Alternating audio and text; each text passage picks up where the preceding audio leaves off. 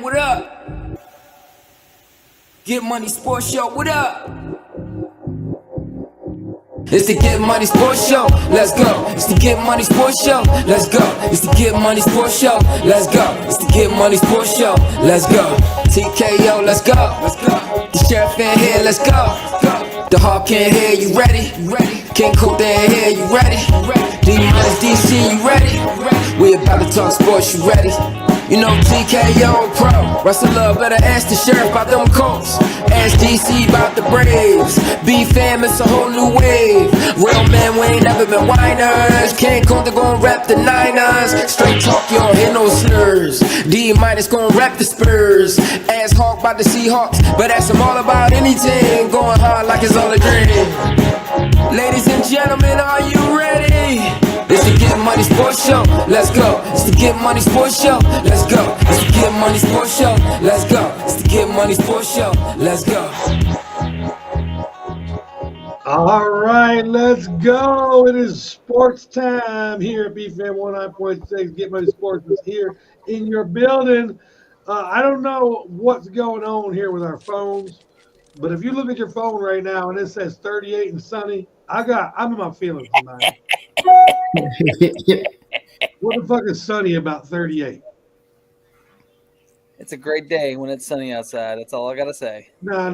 We're not talking about you central people. We're talking about us East Coast people that don't like this shit. D-Minus 38, is that sunny? Hey, man, I love it, man. Anything over 30, I'm good. If it's thing below 30, I got a problem. But right now, man, this is nice weather for me, man. I love it. Could you in that same frame of mind there with the above 30s okay? It's sunny, 38 and sunny. That means you just got to stay in the sun and stay warm. That's what I do. I go outside, find a little patch of sun, and then, just keep my tan right, skin complexion right. I got to get my vitamin D even in the doggone cold weather. Pause. You're not getting vitamin D in the cold weather on this show. Yeah. What's your safe number? I know 30's got to be a little high for you in Indiana. Man, my safe number is 0. Damn. Fucking Yeah. crazy. I mean, anything below 0 is ridiculous. I can tolerate pretty much anything. Look at TK.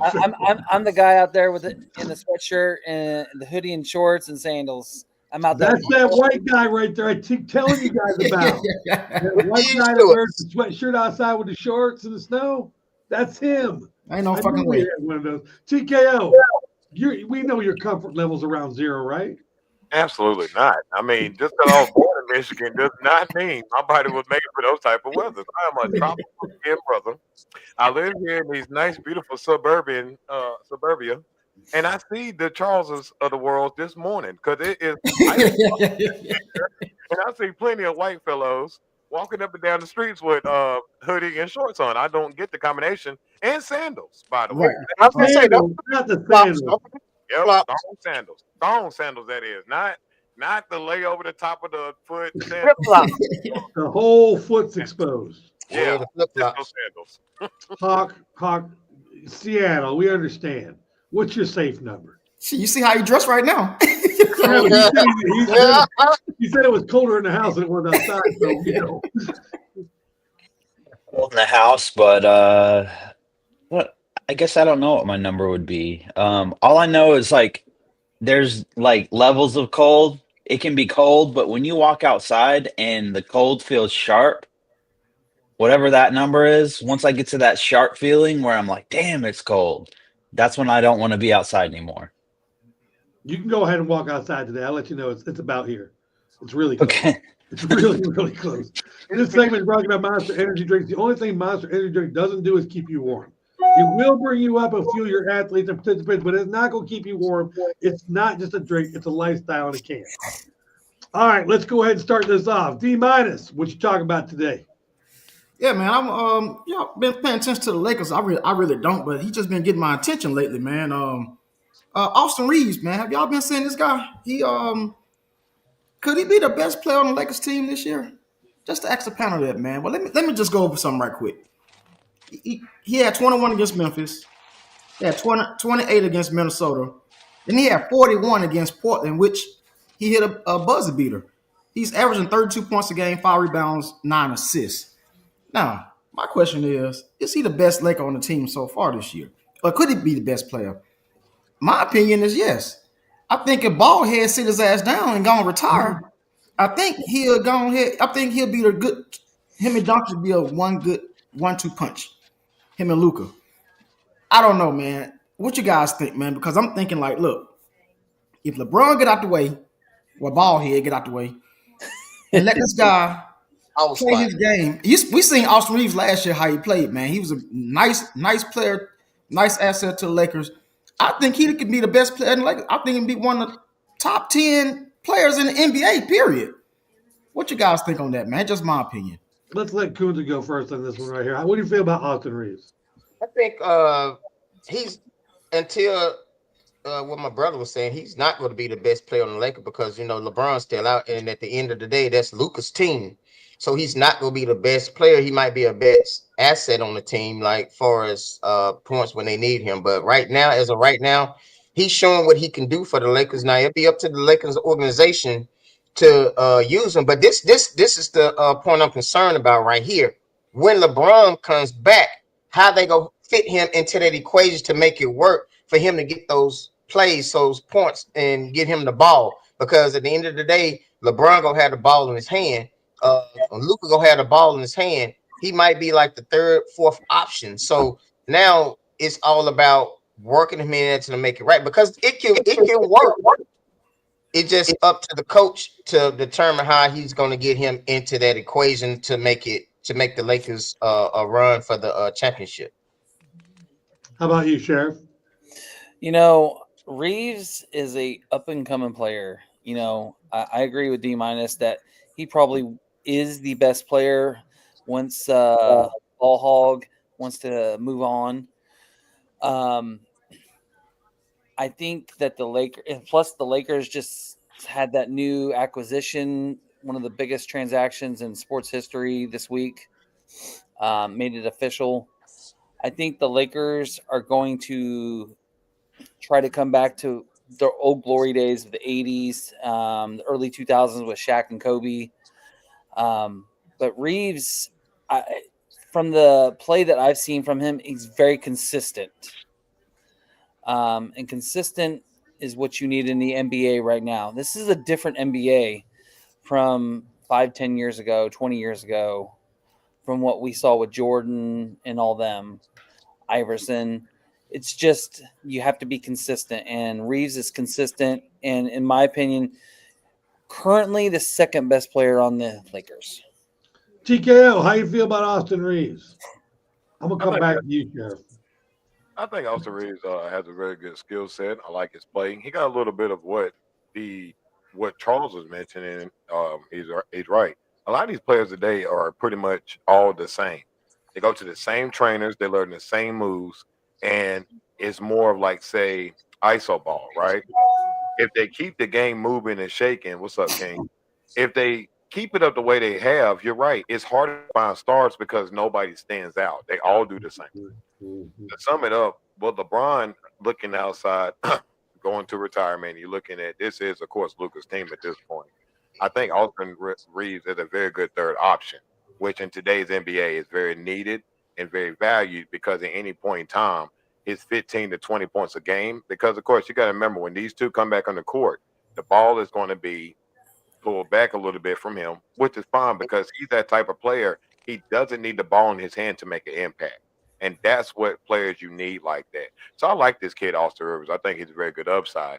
So to answer your question, I do believe he will be the third best player on this team, which is not saying nothing bad at all. You're looking at a great Luka and LeBron James, the Hall of Famer, too, that will probably be there. Possibly him if he keeps this up.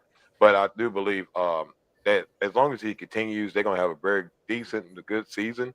Probably be a contender. We'll see as it shakes down with DeAndre Ayton also being a part of that team. Mm-hmm. I was waiting for that name right there. Hawk, how do you feel about Austin Reeves? I like his game. I think the issue is that, kind of like the rest of the panel has mentioned, like once their two superstars come back, how does that fit in? Because a team that has LeBron James on it is very different from a lot of other teams. And what I mean by that is like, for example, when Kevin Durant went to when he went to Golden State, he was a superstar everywhere. The offense ran through him, all that good stuff. But except for when he went to Golden State. When he went to Golden State, he was much more that supporting role where he could be the guy that puts the final nail in the coffin. He could be that sniper, that killer. You've never seen that with a LeBron team. It's always been LeBron. The offense runs through him. He's the one dishing the ball. He's the one controlling everything. He's never been kind of like in that supporting type of role. And if we're being honest, at this point with where LeBron is at, he needs to be in that supporting type of role because like he would probably be more useful, honestly. Yep. And I love how the bald guys on the panel call him Baldy. They know a bald guy when they see one. They're like, listen. And so, I agree with a lot of the things everyone else has said, but I just hope that they find a way, the coaches find a way to, once Luka is there and once LeBron is there and everything's rolling, that they find a way to still use Austin Reeves because he is valuable. His game is a little bit different. And listen, I'm gonna call a spade a spade. If you're a white guy in the NBA and you're not European and you're on a starting lineup, Hell yeah. you gotta be doing something right. Right. You're a baller. So I'm gonna put my 2 cents in. I'll do the stats first. Seth Curry, which plays the same position as Austin Reeves. Curry's averaging 27 points a game. Reeves averaging 32. Curry's averaging 4.1 rebounds. Reeves averaging 5.3. Curry's averaging 7.3 assists. Reeves averaging 9. Field goal percentage. Curry's at 49.4. Reeves at 50.4. 3-point shooting is the only thing Curry is beating him at, 41.9 to 36.2.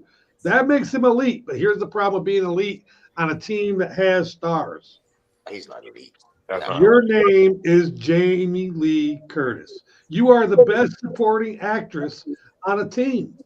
Michael Myers needed you for Halloween, but we could have got another person in there. Austin Reeves is a good fit, won't be a superstar because he's standing behind people like Andre Dayton. Yeah. You got to remember that guy's coming up. And before we go back and let D Minus close it out, Sheriff, I got to ask you, on the current Lakers team, who's Shaq? Jared Vanderbilt. You are stoned. Who is Kobe? No, Kobe? go ahead, because you said the team had a Shaq and a Kobe. Who's Kobe? DeAndre Ayton. You are. What? Okay, D Minus, go What? ahead and close this out. I just Yeah. want to make sure. I knew I heard him say that they're the Shaq and Kobe, this team. There is nobody in that Lakers team that can put a shoe on Shaq or Kobe. Well, let me address this right quick because I've seen a couple people shaking their head when you said he an elite player. He is an elite player right now, but when LeBron and whatchamacallit come back, he won't be an elite player. The thing about it is, I hope JJ Redick can look at this and say, okay, like I agree with Hawk said, LeBron do need to be, Ballhead need to be in a more supportive role because I think if JJ Redick look at this, he can incorporate some more plays for Austin Reeves to come in and be more facilitator, more than a supporting cast. I don't know if it'll mess him up or not, but I do like Austin Reeves as one of those go-to players, man, because like I said, he is a different player, man. And that's all I got to say about it. I like the guy. Really quick, those stats was kind of skewed because number one, Austin Reeves is not a point guard. So just because somebody putting him down on a piece of paper did not make somebody a point guard, he is a small forward. So that right there doesn't even really. It doesn't matter. Point still matters. No, and all other stuff. And to go on that point, you're also right because nobody is setting a game plan to stop Austin Reeves. He is not that much of a threat. And then also, last point, who would they beat? I don't even watch the NBA, but I've seen the scores. They beat the Timberwolves, dog. Well, everybody needed to relax a little bit because if we're gonna be with the top five right now, it's gonna be a question later. And one team right now is by far would not be anywhere near the NBA Finals, and they're undefeated. So that drives more of my point. We're talking about 5 games, guys. Like, yeah, I said so far. The question is so far. I mean, so far he is a nice player, man. So he was a good player, but I don't think he's an elite player. I think we throwing an elite name around. So I mean, when you compare to Steph has accolades. He got rings. Steph is way an elite player. Than he ain't even on the same level. So When my I question say the would be, word elite, I mean somebody by itself.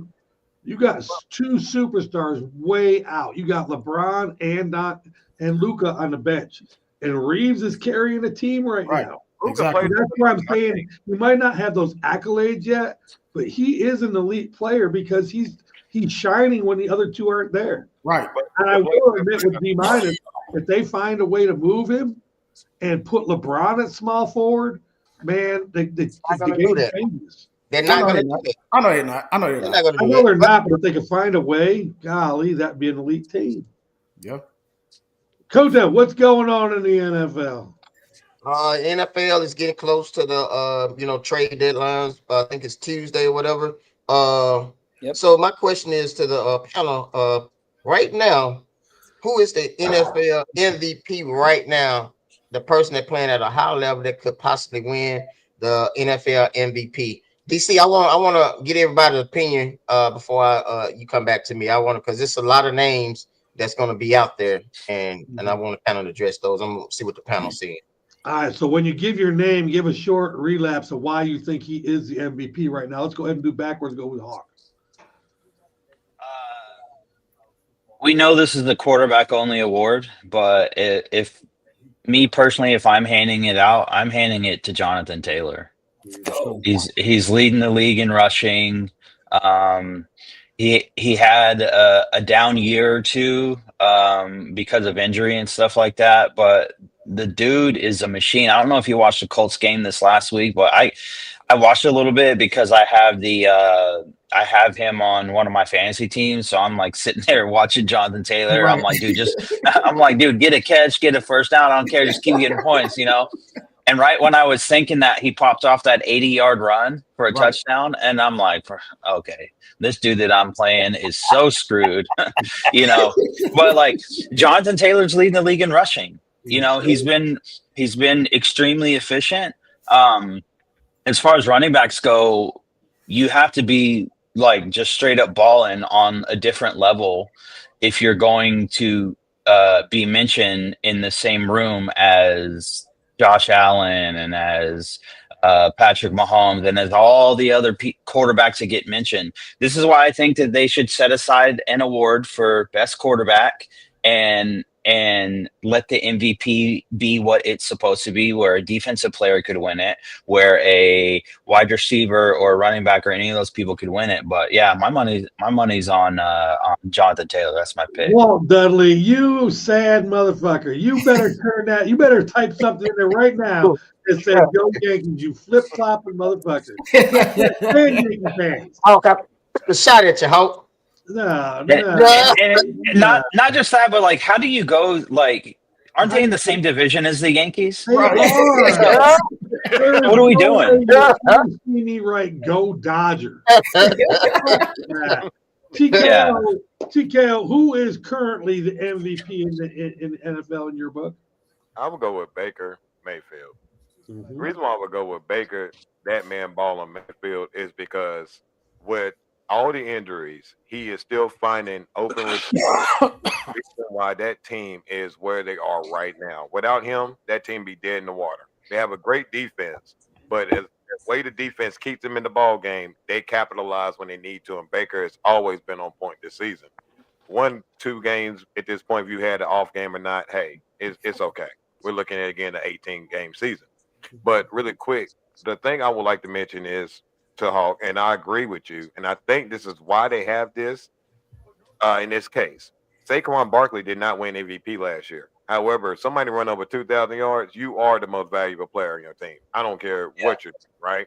So I wholeheartedly agree. We're talking about, in my opinion, that's the offensive player of the year in that case. Now, for him, last year, he should have won. Now, Jonathan Taylor, the reason why it'd be a little bit harder for him in his case is because Daniel Jones is also balling. So for him to be balling as well as he is, yes, Jonathan is a huge part of that, but he's also, to say, the factor of, can Daniel Jones, with his output and what he's doing, he's almost kind of slighting him a little bit, in my opinion. That's just me, in the MVP vote because he's spinning that rock. So I agree with you. I think that in a way they need to find some way to kind of change it up because it seems to be an MVP for a quarterback award. But in my opinion, if somebody were to have won that wasn't would have been more Saquon last year than say Jonathan this year. But I got to go with Baker, man. Baker's Yeah, balling. because we haven't seen an MVP non-quarterback since what, Adrian Peterson in 2012 or something like that. 2012. Yep, And 13 years What ago. did he do? But what did he do? What did he do? He ran for 2,000 yards. There we Well, go. yeah, Let's and he remember- almost broke the single season rushing Eric Dickerson's single season rushing record. So Right. And you I look think at he that, missed it by like 10 yards. and Sheriff, then who you got? Saquon had down not to do it, and he still could have broke that in the regular season. So that's even more crazy, you know. Sheriff, Yeah. who you got right now for a current MVP in the NFL? Currently, it's going to be Jonathan Taylor just because of everything that Hawk just mentioned. But without Jonathan Taylor, Indiana Jones does not have that playbook opened up for him with Thank the you. play-action pass. Thank you. Exactly. And, Jones is balling out. But Taylor is having himself a season. He's on track to almost match what LT did, LaDainian Tomlinson did in 2009 with the Chargers. And he balled out that year. And he was the MVP that year as well. But to what you said, we haven't had a non-quarterback MVP in 13 years. Taylor definitely deserves it. He's earned it at this point. I mean, the offensive line is opening holes, and he has a vision like no other quarterback or running back right now. And he's running wild. He's 3 touchdowns a game almost, which is crazy. All I'm going to say real quick, DC, is we need to stop for a second and pay respect to people like LT, people like Adrian Peterson, people like in these positions that have came before the guys that are here now, because Shaun Alexander. we're talking about guys almost being on track. One thing we're missing is those guys that already did that and already set those benchmarks had less games to do it in than the guys now. One less game, yep. Yeah, big. Hold on. We got more people. You three in the bottom can't keep talking. You guys got to stop. Y'all bouncing off each other, and then now at the top, we have nothing to talk about. D- MVP NFL right now. Yeah, if I could give it to a group of guys, it'd be the Colts offensive line. But if I had to pick a choice, it would definitely be Jonathan Taylor. And I'll tell you why. This man has 850 yards rushing, 12 touchdowns. He averaging 6 yards a carry, man. And the thing about it is, if you look at Daniel Jones, he having a hell of a year. I give it to him. He got 2,000 yard passing. He got 13 touchdowns, which Jonathan Taylor almost got more touchdowns than him. And he got 3 interceptions. So Daniel Jones is doing his thing. Jonathan Taylor, man, if you take him like the sheriff said, you take him off that team, the Colts would not be 7-1. Daniel Jones would probably suck at this time because now people are having a game plan for Jonathan Taylor because they know Jonathan Taylor gonna get the ball and they gotta play for Jonathan Taylor. They're not really studying Daniel Jones, which he's having a hell of a year. They worried about Jonathan Taylor because Jonathan Taylor touched that ball, he's gonna average 6 yards a carry. So hands down, my opinion, my MVP has to be Jonathan Taylor. For me, I'm just going to be a realist. We're not going to see another running back as an MVP ever again. In my book, I think football has evolved to the point where, like, let's just say the Colts keep balling the way they are right now, and it plays out just like it is right now, and they finish out the season with all the wins. Jonathan Taylor is not even the best player in that team per numbers because the quarterback's going to get all the credit, and it always has happened that way. Always. My MVP right now in a realist situation, if I've got money on it, is Patrick Mahomes. Hands down. What the man is doing with nothing, I hate him. He plays in my division, but if you're going to give somebody an MVP, they should be the most important person on the team. Tell me who's more important on Kansas City for their wins than he is. They got nobody. Everybody's hurt. I'm not going to toot his horn any more than that. Kunta. Wait, I did do one more thing here. Daniel Jones, Jonathan Taylor gets shadowed by Daniel Jones in Indianapolis. Like, think about this. What kind of cool name does Jonathan Taylor have? Run the come he damn. doesn't have The only an thing they Indiana say is run the damn ball. That's No, the no. only. Why doesn't he get it? Like, think about social media. Why Yeah. doesn't he have a cool name? If he's got more yards than the quarterback, why is the quarterback Indiana Jones? Why can't Jonathan Taylor be Taylor Truck or Taylor Made or Taylor something? You know, Ken Kuzma. All y'all make some valid points, good points, might I add. As for Baker Mayfield, he's ranked number 6 on the list for MVP at a plus 1400. Daniel Jones not even on the list. So is in the race far as race for the MVP. And you guys right, the only last running back to do it was Adrian Peter, as the Hawk alluded to in 2012. But hands down, yes, Patrick Mahomes is leading the MVP race right now at a plus 150. Mhm. Jonathan Taylor is number 4 on the list, but he's ranked number 1 as offensive player of the year, and I think he will get that offensive player of the award, year award for offensive player. They're not going to get him because in front of Jonathan Taylor, guess what? It's 3 quarterbacks in front of him. You got Patrick Mahomes leading number 1, Josh Allen, Drake May, and then Jonathan Taylor. So yeah, DC made a very good point, right? Because I was alluding to that, like Patrick Mahomes is coming up strong and leading the because without Patrick Mahomes, the Chiefs won't be nothing. So my MVP right now is Patrick Mahomes.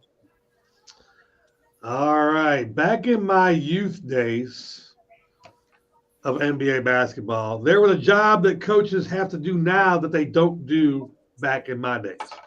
It's called load management.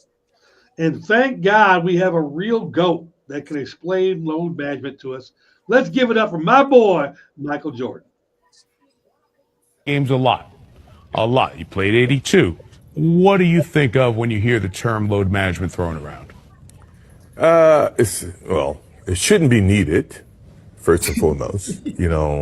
I never wanted to miss a game because it was an opportunity to prove. It was something that I felt like, the fans are there to watch me play. I want to impress that guy way up on top who probably worked his ass off to get a ticket or to get money to buy the ticket. You really cared about the guy who sat in the top deck at the Palace in Auburn Hills to watch you when you came to Detroit? Yeah, because I know he's probably yelling at me, and I want to shut him up. He's calling me all kinds of names. I definitely want to shut him up. Right. You have a duty that if they're wanting to see you, and as an entertainer, I want to show, right? So if the guys are coming to watch me play, I don't want to miss that opportunity. Now, physically, if I can't do it, then I can't do it. But physically, if I can do it, and I just don't feel like doing it, that's a whole different lens. Soft ass motherfucker. Lucha, go ahead and elaborate on the GOAT statement. No, the GOAT has spoken. And all these little softies sit the hell up and get that teddy bear and go sit on the sideline with their thumb in their damn mouth. Let's go. Bunch of pansies. Let's go. Not the tanning bed. Not the tanning bed, Sheriff. Sheriff, has the GOAT spoken? Are you listening? The GOAT has spoken.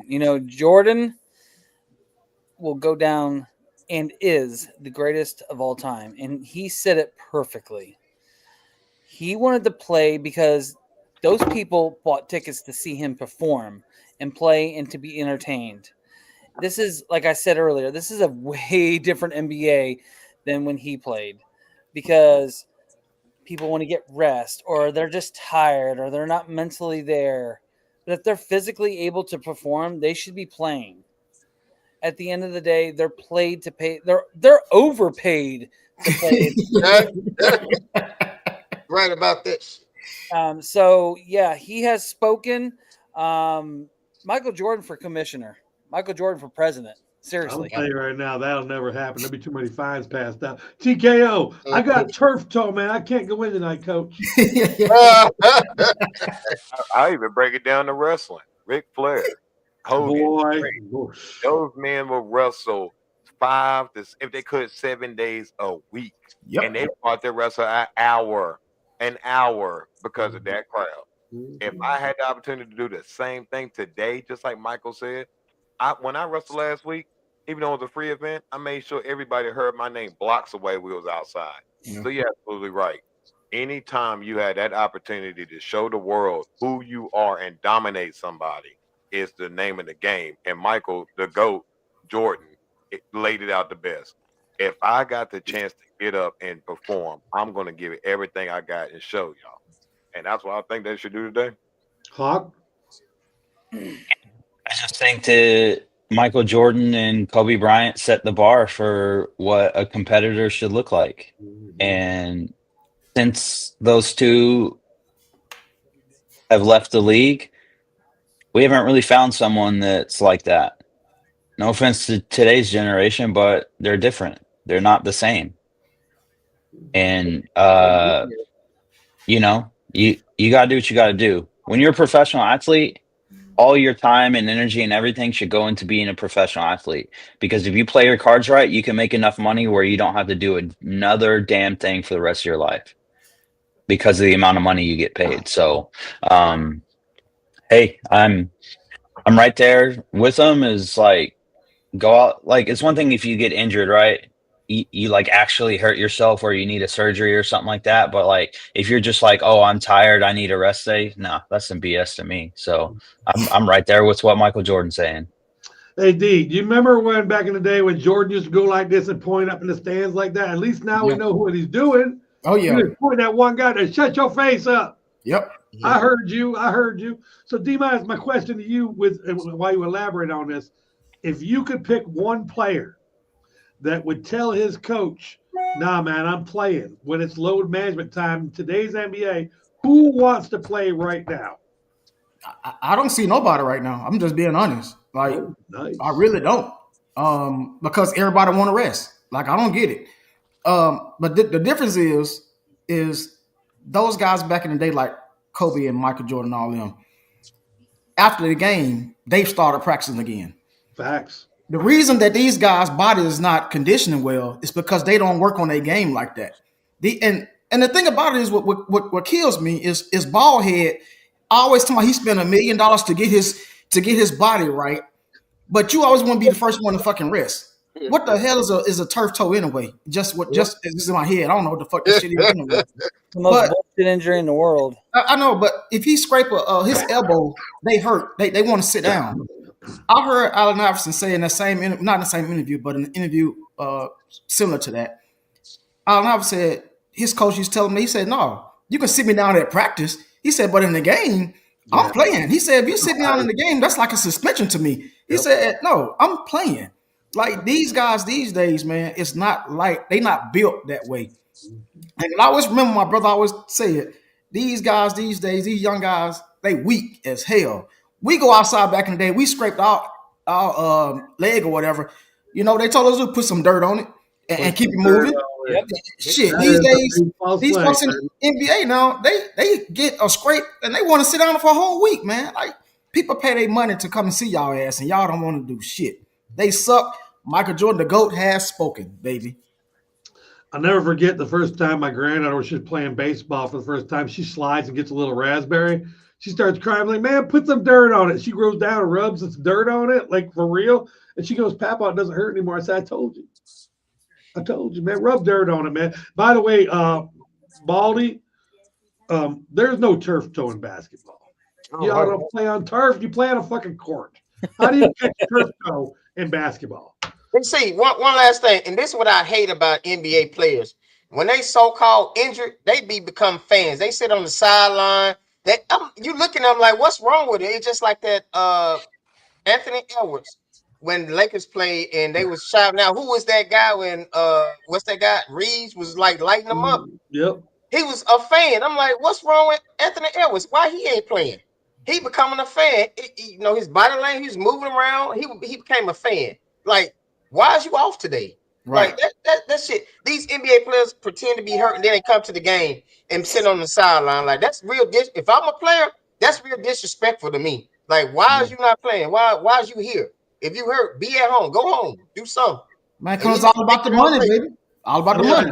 I want to add in there about Halliburton because I was watching one of the games. I think it was the second game Indiana played. Yeah. If you've got a torn Achilles and you're coming off of surgery and you're nursing it, when we're winning the game, I do not want to see your ass jumping up and down the goddamn sideline. Right. If you ain't in, what are you jumping up and down for? If you can jump up and down, you can play basketball. Right. That's what it's kind of. I don't understand that. Like he was all dressed out and he's hopping up and down the line. If you're injured, you're injured. I know you got to come to show and participate and like support the team, but man, sit your ass down. Go in the skybox or somewhere I can't see you. Don't be on my sideline. Don't be on that. Don't be on the damn sideline. Don't be on his sideline. You heard that, man. Yeah. It is time to go to Fill in the Blanks, brought to you by Burn by Rocky Patel. That was a good segment.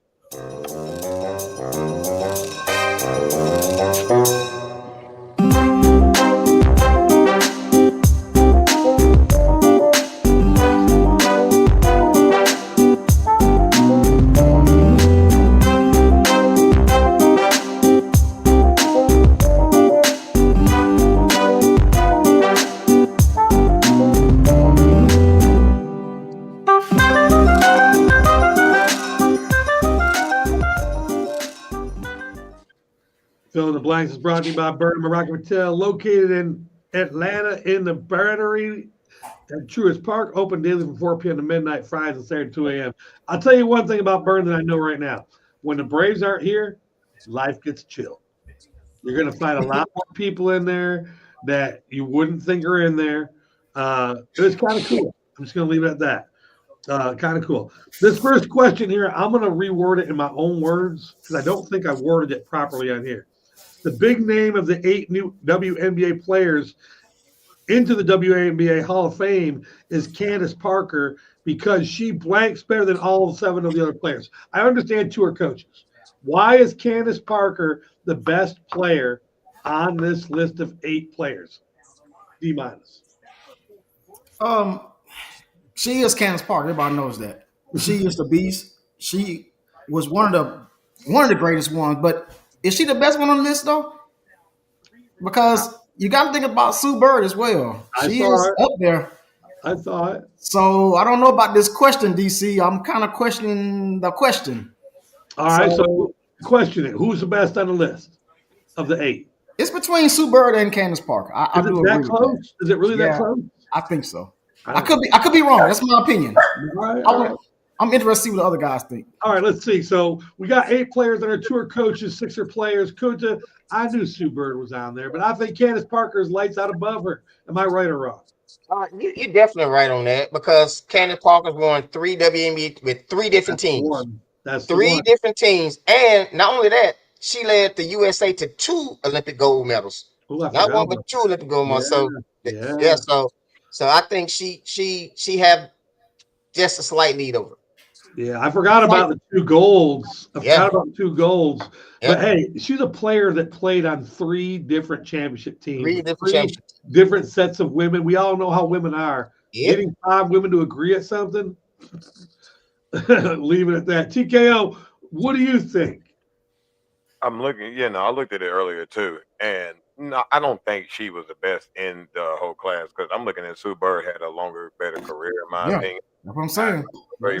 Or even her short term with the Minnesota Lynx, if she didn't retire because of her situation, she was the first woman I think that had a Jordan deal and had her own Jordan brand, her own thing going for her. So no disrespect to the great Candace Parker. I think sometimes too, people are too kind of when they go at names, we get so stuck on the name so much rather than other ones. Because my other this other lady here, I'm sorry if I get her first name wrong, but Fall, I know she played for Minnesota Lynx, multi-champion. So it just don't make sense sometimes that just because her name doesn't appear as bigger in the broader states because we don't know her face as much doesn't mean she hasn't achieved better or more. Because you also got my girl Elena Deladonna. She also I didn't know she retired, but for her going to Hall of Fame, I think that's great too. I remember her very good career at UConn. So I just think that sometimes we get prisoners of a name more than their legacy, and I think that kind of got overshadowed in this.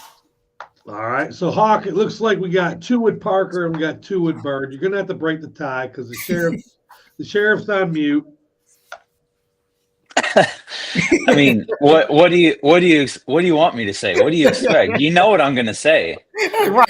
But I got But an idea. so instead of me jumping down that road, just allow me to read off a couple of accolades that she has, okay?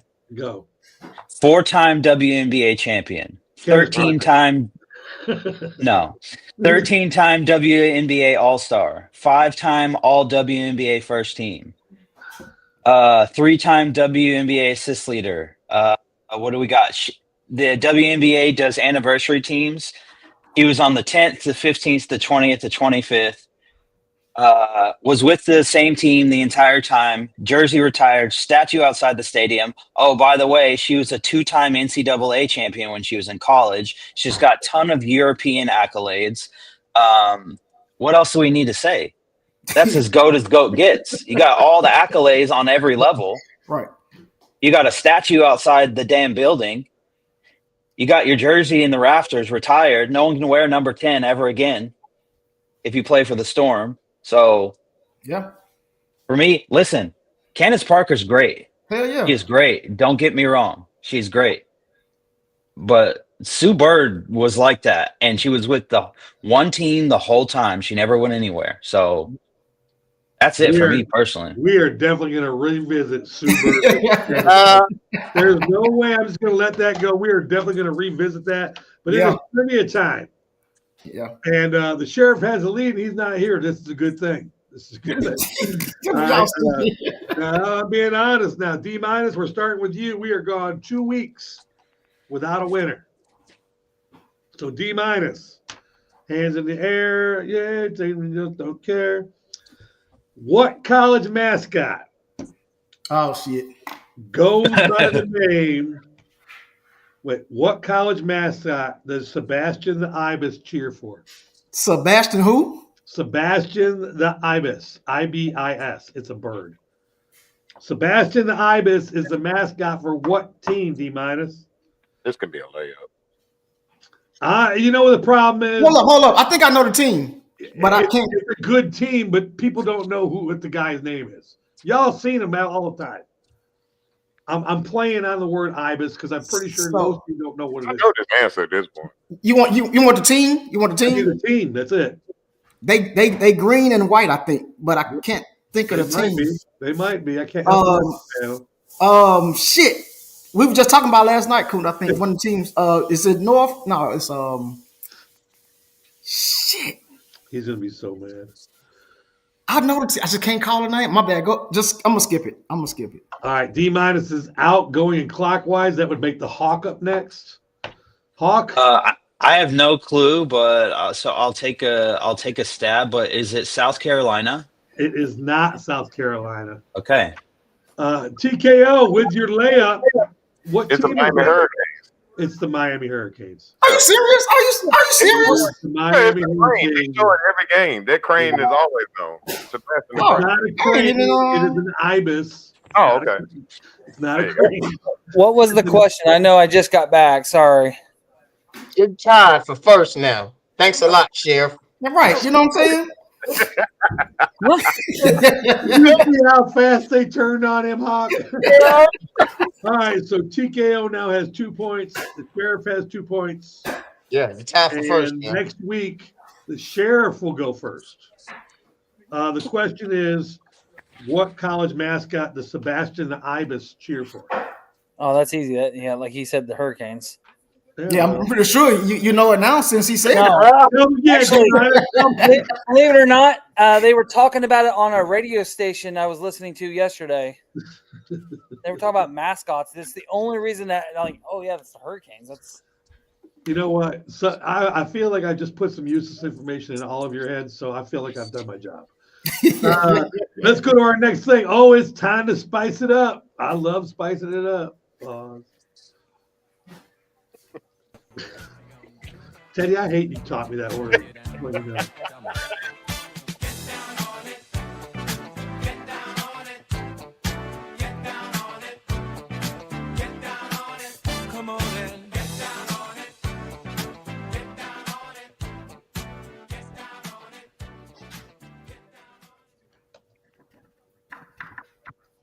Yes, sir. Yes, sir. Hey, this week's top 5 brought to you by Spice It Up. Call Joe at 404-455-4751 for all your smoked and grilled meats. He's located out here in South Georgia in Fairburn. Call him up, hit him up for all your catering needs if you need anything. But this week's top 5, I want to talk about is what we talked about earlier. This week's top 5 is who your top 5 NBA teams so far right now. And I guess we'll allude to what some of the panel was thinking about some of these teams that we were talking about. So I'm interested to see what y'all top 5 is right now. I haven't did the top 5 for NBA this season yet, so interested to see this right now. I'm down with you. I gotta make a little comment here though. If you're going to live in South Georgia and you're going to be the barbecue king, you got to start learning something, Mr. Joe.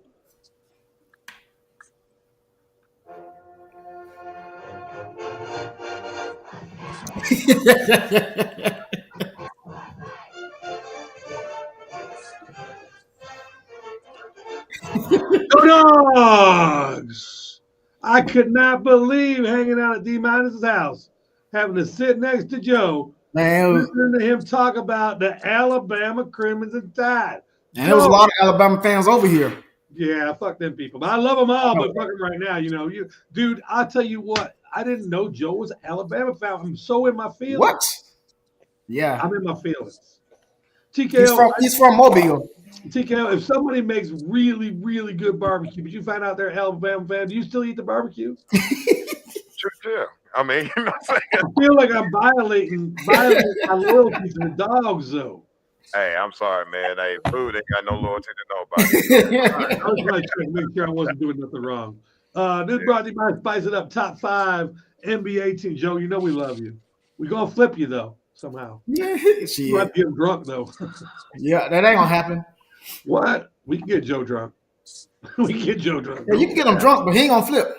Well, if he gets drunk enough, we just put a shirt on and take some pictures. That's how we do. So, D-Minus, who do you think the number 5 team in the NBA is right now? Well, you appreciate this, DC, but they the most scoring team in the NBA right now at 131 or whatever it is, and Miami Heat, man, they a young team right now. They kind of scary a little bit, but my Spurs had to take care of them the other night. But that's another story. But I got Miami Heat number 5 right now. You had to throw that in there. Yeah, I had to a little bit. I mean, my number 5 is as well the Miami Heat, averaging 131.4. Until you figure out how to stop these young cats, let them ball. Yeah, King Kuta. I got the Milwaukee Bucks. They're a good team, man. They right now. What's their record? Look at their record. They 4-1. 4-1. 4-1. Yeah. So yeah, they good. Ray Shaw, what up, bud? Sheriff, who you got number 5 for the top teams in the NBA right now? Right now, at number 5, I have the Philadelphia 76ers at number 5. They're sitting 4-1 right now. They're playing really good ball. Season's early, though. Season's really early. It's not how you start, it's how you finish. Mm-hmm. I think that was disclaimer because Indiana's not going to be on the list. What do you think, TKO? I mean, they have the handicap symbol for their logo right now. I'm just saying, but that sounded like a disclaimer for Indiana. Y'all ain't won a game yet. They ain't won a game yet, so I want to make sure y'all notice the young season. TKO, who you got number 5? Yeah, I absolutely agreed with it. It was a shot for Indiana because my team, the Chicago Bulls, is 5-0, and I'm putting them in number 5 because you're absolutely right, guys. This is the beginning of the year. Right. Do not get excited on the Bulls because they're going to flounder out probably next game. I mean, they're young and exciting now, but it's not going to be sustainable. So I got the Bulls at 5 only because they're 5-0 right now. Right. It's hard to argue with that right there. Hawk, who got number 5? I put the Miami Heat also because they're young and they're out there doing stuff, and it's so early in the season that I don't even think they know what they're doing yet. But they're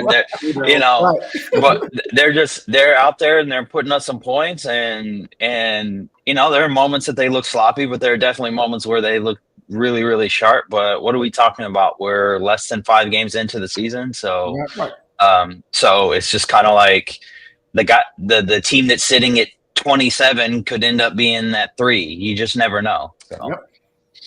But if they figure out how to play together properly, they can be dangerous. They could. Yeah. Giannis, who you got number 4? Brought to you by Spice It Up. Well, I got to go with the Milwaukee Bucks, man. And, Giannis, he's on another level right now, man. I think Giannis is hungry. I think he won another ring. I thought he was going to get traded, but he didn't. And he still possibly could. Who knows? But I got Milwaukee Bucks right now. I think they're 4-1 right now, and they're still looking good without a lot of players. So, Milwaukee. At number 4, I'm going with the same trend. I've got the Chicago Bulls at 5-0 because they're young and they don't know what they're doing. And I figure I kind of feel like young, dumb, and full of stuff is something that's good for the NBA. That's what I kind of feel. Yeah. I got the Chicago Bulls at number 4. Who do you got number 4, King Kuta? Got the 76ers. It's just, like I said, I'm just going off record rise right now. Like it's too early. They ain't even got to 10 games yet. So, we'll just see. I'm just basing it off records right now. All right. And number 4, who do you got, Sheriff?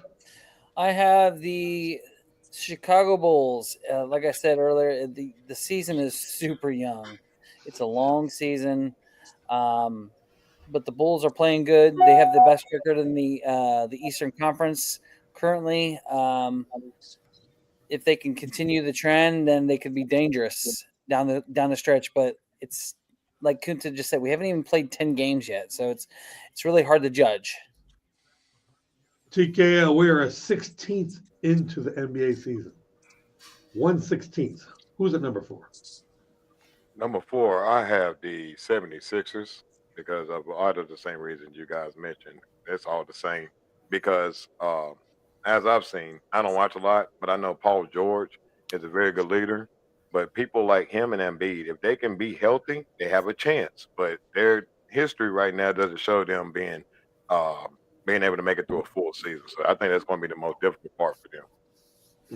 Load management's coming up next week. Don't forget, guys. Hawk. Hell, we got 12 games in. Somebody's got to the bench.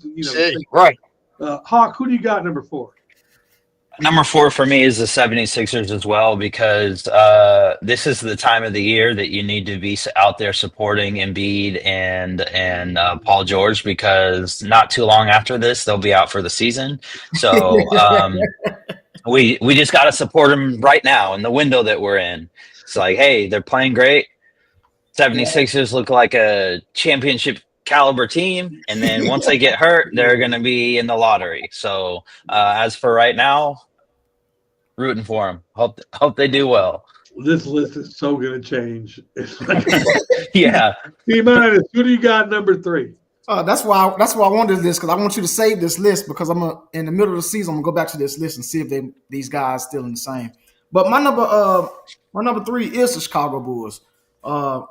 They're a young team as well, man, and they are looking pretty impressive right now. So I do like them at number 3. At number 3, I have the Milwaukee Giannis's.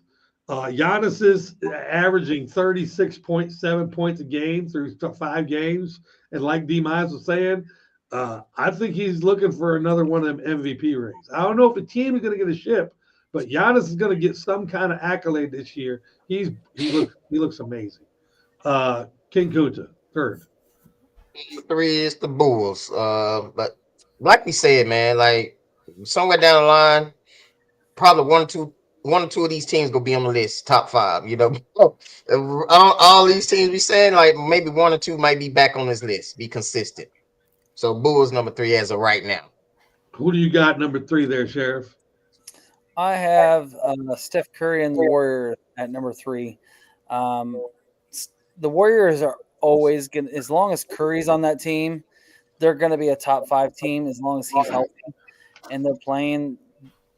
And again, they've probably played, them and the Thunder have played the most games at 6. They're 4-2, and they're playing almost mid-season form, almost, not quite though.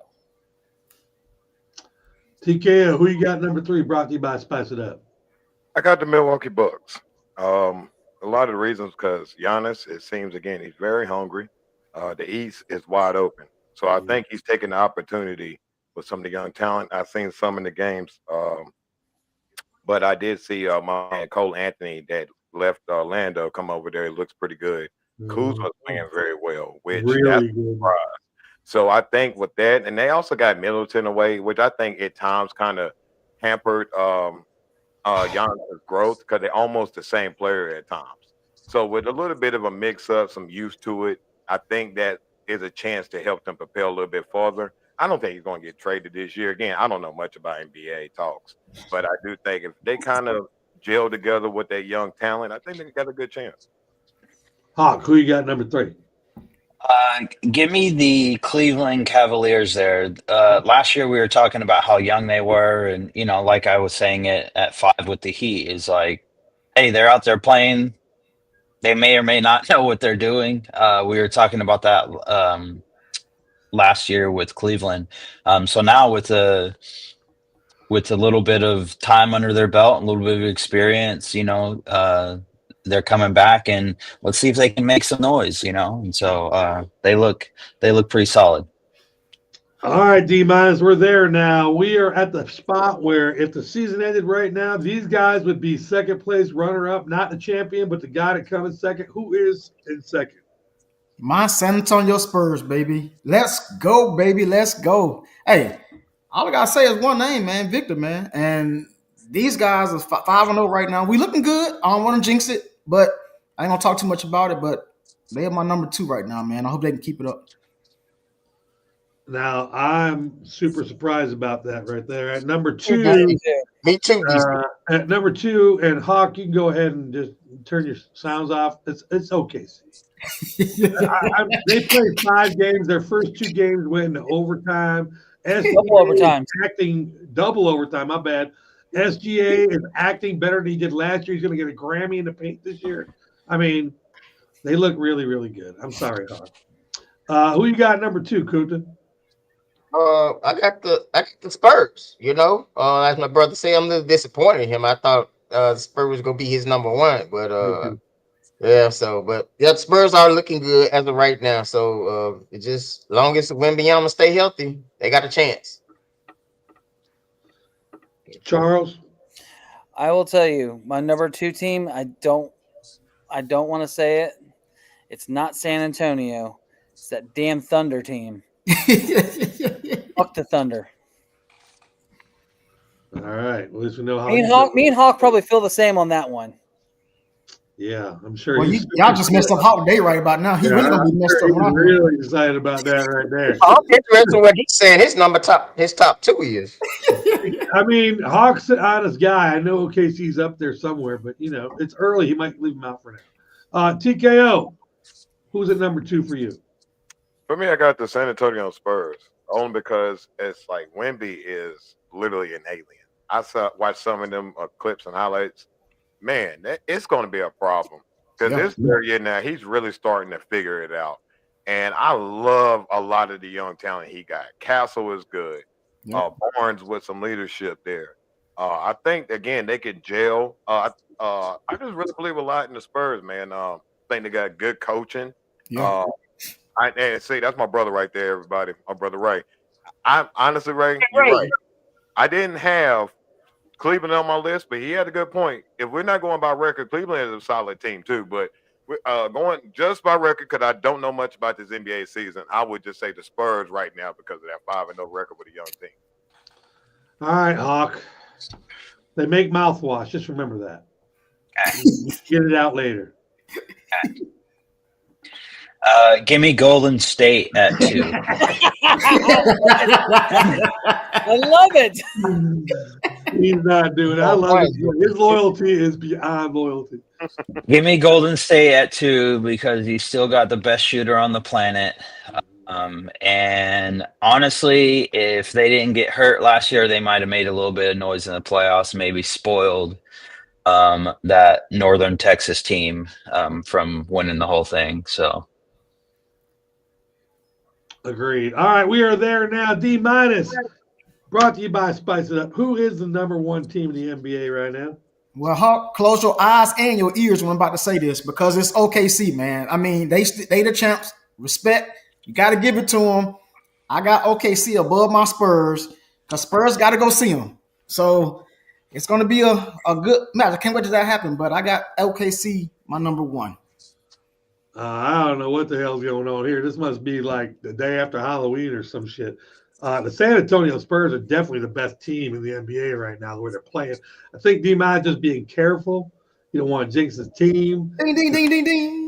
You know, when I saw the top five, I was like, oh, yeah, he just wants to hear everybody say San Antonio at once. No, I'm going to be I honest. mean, they're balling. They are straight balling after 6 games. And like you said, Wemby looks ridiculously good. King Kuta. Definitely OKC until you knock the champs off the throne. Then they have to remain respectful. Number one, you just can't just knock. You got to go see him. You know, that's all it is. You got to go see him. You know. Actually, give me 5 more minutes to talk about OKC. Yeah. I need a couple more minutes, man. No, please mute him if he talks about OKC for 5 more minutes. I mean, I can't. No, I ain't gonna do it to him. I can't do that right now. No, right. Sheriff, who you got at number 1? All right, so at number 1, I have the San Antonio Spurs. They've done something that no other San Antonio team has ever done. With David Robinson or Tony Parker or Manu Ginobili, they're 5-0. Victor has, and again, it's early, but Victor has some stats that are out of this world right now. He's playing out of his mind, and I think at the current rate he's going, he could be the GOAT if he stays healthy. But that's the key word, if he stays healthy, because he's averaging his points, his 3-point percentage, his blocks, his rebounds. They're all top tier right now to start a career, first 3 seasons. The San Antonio Spurs, without a Greg Popovich coach team that are 5-0, is very dangerous. Watch out. How do you I'm sorry, you said the GOAT for this year or the GOAT of all time? Okay, right, come on, man. Potentially for the all time. Oh, no, I don't know about that. If he stays healthy, his stats are literally will surpass Jordan in all of them. But he has to stay healthy. And at 7, was he 7'6"? Yeah. I mean, that's going to be really tough. This opinion is brought to you by Puff Puff Pass, a very new product that we got out there today. How do you mention the San Antonio Spurs and say David Robinson and Tony Parker and leave Tim Duncan out? And Team Duncan, right? How do you say Tony Parker before you say Tim Duncan? Right. Because Tim Duncan wasn't never had a 5-0 start, and I'm looking for this. David So wait a minute. Wait. Why does that matter? Hold It on. was something that the NBA posted on their page that I saw yesterday. And Hold on. Uh-oh, we're going. I'm sorry, DC. I'm sorry, DC. I'm Here sorry it about goes. this. It's happening. Here we go. Look, let me hold up. Let me say something right here, Sheriff. Are you mean to tell me that Tim Duncan is not the greatest Spurs ever? no, I'm not saying that at all. Never. You just said because you didn't even put him in the list with Tony Parker and Ginobili. So you're saying that Tim Duncan is not even a consideration. I'm trying to. There was a graphic I saw. Then they had team and just Duncan wasn't on the picture. Hey, damn the graphic. Them motherfuckers was smoking too, like you. But look, Tim Duncan is by far the greatest San Antonio Spur of all time, and I would say in the top 10 of NBA of all time. If not top 5. Come on, man. I think Robinson was better than Duncan. Anybody get fussed out by the chat box like this as much as this is awesome. All right, that's enough for that one right there. We'll leave that one alone. He got busted pretty much. It's time. Oh my God. All right. Yeah. Okay. It's time to go to the I'm next sorry. segment. TKO didn't go in, and Chef didn't go. I mean, Hawk didn't go. Yeah, My bad. Sheriff. I'm sorry about that, y'all. I'm sorry. I just had to get it out.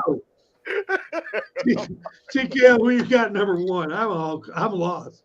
My bad, man. My bad. Oh my God. All right, I got I gotta beat myself. Oh my God. Yo, really quick, guys. Really quick. We all over 30 years old, all right? Can we stop with this stats and prisoners of the moment crap? Again, we understand the list of what he asked. But when you going extra step, they keep adding on something. Like, stop. That's what we saying right there. Thanks, Ralph. Like, golly, man. The thing is, guys, when you're saying, oh, you're talking about the greatest player to ever play basketball. Yeah. In nobody's opinion is anybody saying he's the greatest person to pick up a basketball. That's a whole nother conversation. The Thunder. I'm sorry.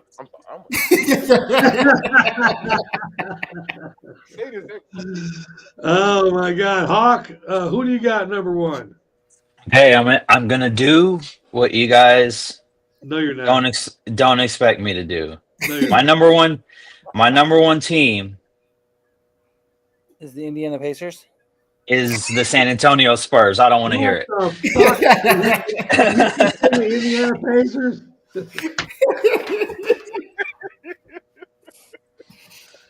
You know that one kid you got where you can spank him and he just goes out 5 minutes later? That's the sheriff. That's the sheriff. No. Hey, the only negative mark that Tony Parker gets in my book is he fumbled Eva Longoria. There you go. There you go. How do you fuck up with Eva Longoria, man? That's what I'm saying. And not just that, I'm pretty sure he cheated on her. I'm like, bro, what are we talking about? Know what I'm saying, right? Shit. That is so weird. How could you fuck it up? Anyway, we talking about that. I remember we talking about that when that happened. Hey, Yeah. DC, All right. DC, real quick, DC. We should incorporate some type of basketball thing in this conversation because I know a lot of guys on this panel is saying they don't watch NBA. We need to force them to watch NBA and hockey. Well, we'll talk about that later, me and you. Whoa, easy now with that. Yeah. We're a sports show, man. We're a sports show. I mean, if So you next guys- week, my hockey gonna be the top 5 hockey. Playoff, Red Wings, baby. All right, so by show of hands, how many people would like to turn the wrap up into an NBA 8-game pick? Come on, man. Come on, raise your hand. I'll do it. I'll do it. Yeah. All right, that's 3. That's enough. Next week, Yeah, we're there going you to do go. an NBA pick 'em. Y'all gotta start watching. And not playing. So yeah, All right, are we gonna do the pick 'em by the spread or straight up? Straight up. No, straight up. Yeah, no. Spread. She want to be all cute. Let's do spread. Since she want to be cute, let's do spread. Let's do spread, DC. I'll vote for the spread. I mean, we already do football on the spread. We do NFL without the spread. We do baseball without the spread. Let's do basketball. With the No, spread. because it's already like we already talked spread, about. no. No You already spread. know they're Yeah, not. we'll do no spread. We'll do They're no not spread. even playing. Like, Yeah, you All right. can't. This is No, what we're You gonna do. can't We're gonna because do of load management. Yeah, we do Exactly. pick Exactly. 'em. We just do pick 'em. never playing. All right, so this is what we're gonna do. We're gonna do a 6-game pick 'em, Yeah. and then one of your games you have to say who the leading scorer is gonna be. And if he sits, that's your problem. Pick 'em. Just pick 'em. Just pick them. Just Just pick 'em. pick them. Just pick 'em. Yeah, just pick them. All right, six Because- game pick 'em. Because All that right, player straight not- up, 6 not game even pick 'em play. start next week. There It you is go. time to go to college football, and it is brought to you by Gatorade. Where's Gatorade? There it is. Damn, Sheriff, you make my life hard, bro. We get phone calls all day because of that shit.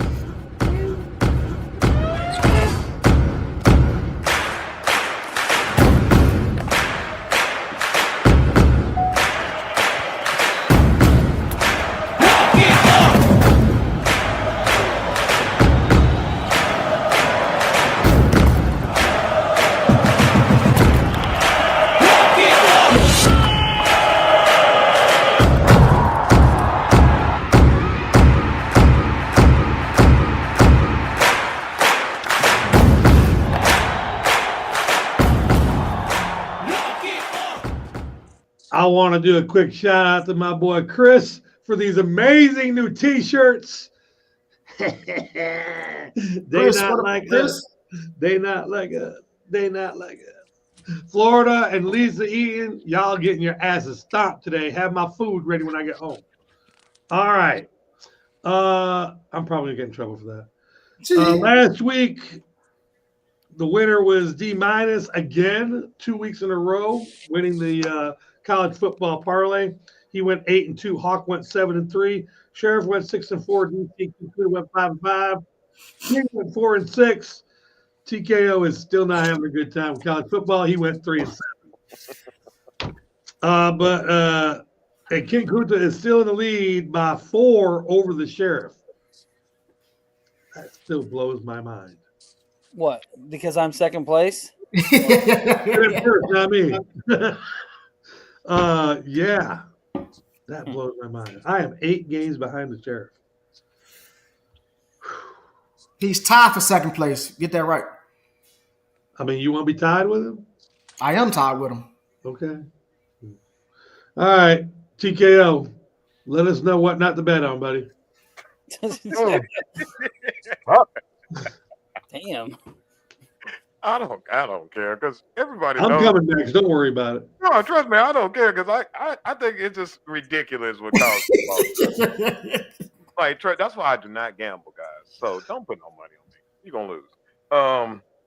Because I'll start off with this one. They're gonna let you know how much you're gonna lose. I'm taking Maryland over Indiana. You're absolutely crazy. Hey, it's a spread. I just did I say beat? Okay. My bad. There you go. You sit over there in the kids' table. So guys, You're at the kids' table. you gonna sit there at Thanksgiving at the kids' table. All right, I'm messing with you, Charles. I love you, brother. But I am taking Maryland plus 22. I'm going to take -8 with Georgia over Florida. I'm going to take -7 for Georgia Tech over NC State. I'm going to take +4 with Vanderbilt. I'm going to take -11 with Miami over SMU. Go with -30 for Notre Dame. I'm going to go -7 for Texas Tech. Go with Utah -11. I think slaughtered the Bluffs out there last week. DC, I know I messed up your parlay last week and I picked Michigan. Somebody covered the spread and I'm gonna pick them again. So Michigan -22 against Purdue. I'm gonna mess DC up with these numbers right here. And then I'm going to go with UFC -7 against Nebraska. All right, so TKO, I got Maryland plus 22, Georgia plus -8, Georgia Tech -7, Vandy +4, Miami -11, Notre Dame -30, Texas Tech -7, Utah -11, Michigan -22, and USC -7. King Kunta, you had a bad week last week. It didn't take you out of the league, but what you gonna do this week? This week I'm coming back. All right, so I did some homework this week. So is that Google GPT? No, it's not. This is what I know right here. So I'm taking Ohio State -19. Indiana go cover those 22 points over Maryland. Georgia definitely go beat Florida. Got history in that game, y'all. I don't know if y'all noticed that. Wow. Vanderbilt +4 over Texas. I'm doing SMU +11 because I'm gonna give y'all the gem. SMU homecoming is this weekend. It's today actually. SMU +11. I'm taking K-State +7 over Texas Tech because it's K-State homecoming, y'all. I'm taking Louisville -12, Utah -11, Georgia Tech -7. How many games that is? Is that 10? One more. 1, 2, 3, 4, 5, 6, 7, 8. Okay, one more. All right, give me USC no, give me Virginia -4 over California. All right, so I got Ohio State -19, Indiana -22, Georgia -8, Vandy +4, SMU +11, K-State +7, Louisville -12, Utah -11, Georgia Tech -7, Virginia -4. All right, DC is up. Just go get a coffee. At least I'm over 500 still. Give me man, I feel like LeBron right now. My head hurts.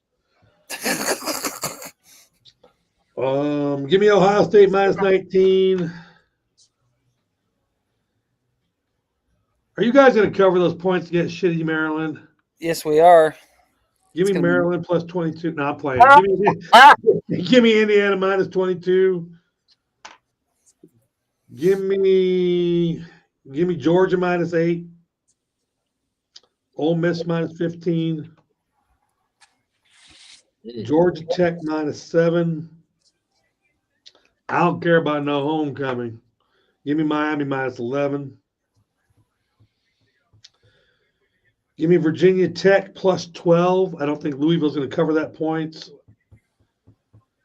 I'm going to take the Bearcats plus 11 at Utah. I think it's going to be a close game. Give me Tennessee minus 3 at home against Oklahoma. And keep fucking up my parlay. Give me Michigan minus 22. Got to ride with it. I only lost once with them. So, that's the way it goes. Sheriff. Yo. Y'all know what time it is. All right. I have USC minus 7 against the Cornhuskers. I've got Houston minus 16 over the Mountaineers of West Virginia. Michigan's got a slam dunk over Purdue minus 22. Give me Oklahoma plus 3. I'm going to take the Utah Utes minus 11. Virginia minus 4 over California. I'm with you, DC. SMU homecoming's not going to mean a damn thing when the Hurricanes come into town. Minus 11 for the Canes. Notre Dame minus 30 over BC. Georgia Tech. That's North Carolina State minus 7. And Hoosiers minus 22, minus $1 million against Maryland. Bet good. I'll take that $1 million. I will take that $1 million and take your money. Next up, the guy that came in second. Wait, Hawk, you came in second? Yeah. Is that right? Yeah, the spreads were nice to me this week for the first time all season. So let's see what we got. I'll take Ohio State minus 19. I'll take Indiana minus 22. I'll take Georgia minus 8. Georgia Tech minus 7. Miami minus 11. Just like UDC, don't give a damn about a homecoming. Notre Dame minus 30. Texas Tech minus 7. Virginia minus 4. Utah minus 11. And USC minus 7. All right, so I got Ohio State minus 19, Indiana minus 22, Georgia minus 8, Georgia Tech minus 7, Miami minus 11, Notre Dame minus 30, Texas Tech minus 7, Virginia minus 4, Utah minus 11, and USC minus 7. And Ralph says, fuck the Canes. Fuck the Canes. Fuck them off. Fuck Sebastian, too. There you go. D minus 2 weeks in a row in the number 1 spot. Yeah, I think I'm trying to figure this out, man. I've been doing pretty good last 2 weeks, so let's see if I can continue. Because I've been doing some crazy picks and they've been working. So let me take Penn State plus the 19 just for shits and giggles. Let me get Indiana minus the 22. Give me the Georgia Bulldogs minus the 8. Let me get South Carolina plus the 15. They won from last week against Alabama. Let's see if they can do it against Ole Miss. Georgia Tech minus 7. Let me take I like Vanderbilt to win straight out. So give me Vanderbilt over Texas. I do give a damn about homecoming. Give me SMU plus the 11 over Miami. Miami really ain't that good to me anyway. So give me SMU. Give me Texas Tech minus the 7. I'll take Virginia minus the 4. And give me Tennessee minus the 3 on Oklahoma. All right, so I got Penn State plus 19, Indiana minus 22, Georgia minus 8, South Carolina plus 15, Georgia Tech minus 7, Vandy plus 4, SMU plus 11, Texas Tech minus 7, Virginia minus 4, and Tennessee minus 3. Yes, sir. T minus. I have a question really fast. Uh-huh. Are you salty like DC is about Beck? No, I'm not. I be forgetting that he played for Miami. Honestly, I do. But I'm not salty about that. I mean, he is what he is. I would have left too. I respect him for leaving. So it's cool. I mean, I respect him for leaving too, man. I would leave. Did you see her? She's hot. She's hot. Keep it real, man. Can I ponder something really fast? If he didn't come from Georgia, let's just say, because I can see that that's really that means a lot. Would you say he's really playing good if he wasn't a former Bulldog? Because I do think that, I can see the bias. But besides that one game, he really did not look that bad all season. No, he didn't. He did. I but give one thing that does look good though.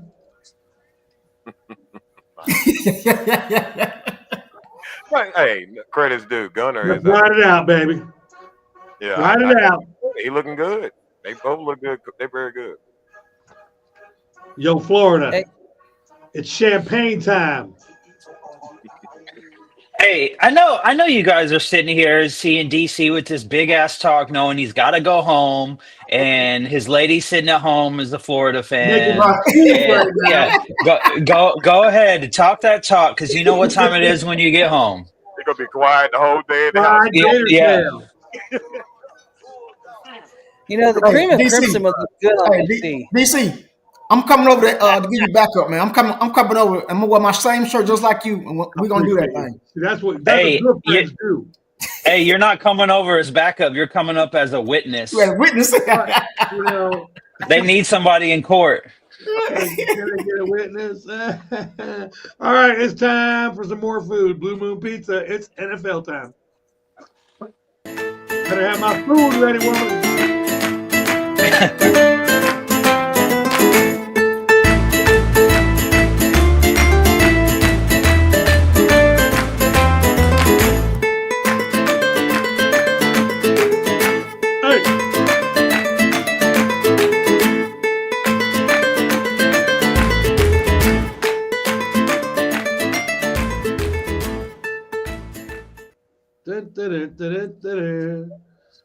Oh yeah, hey King, it's like that down at the DC house, man.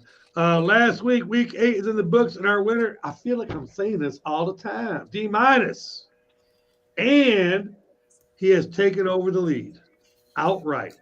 D- at 49, King Kuta 48, Hawk 47, TKO 46, Sheriff 45, and DC 44. We're all 1 point apart, and DC's in last.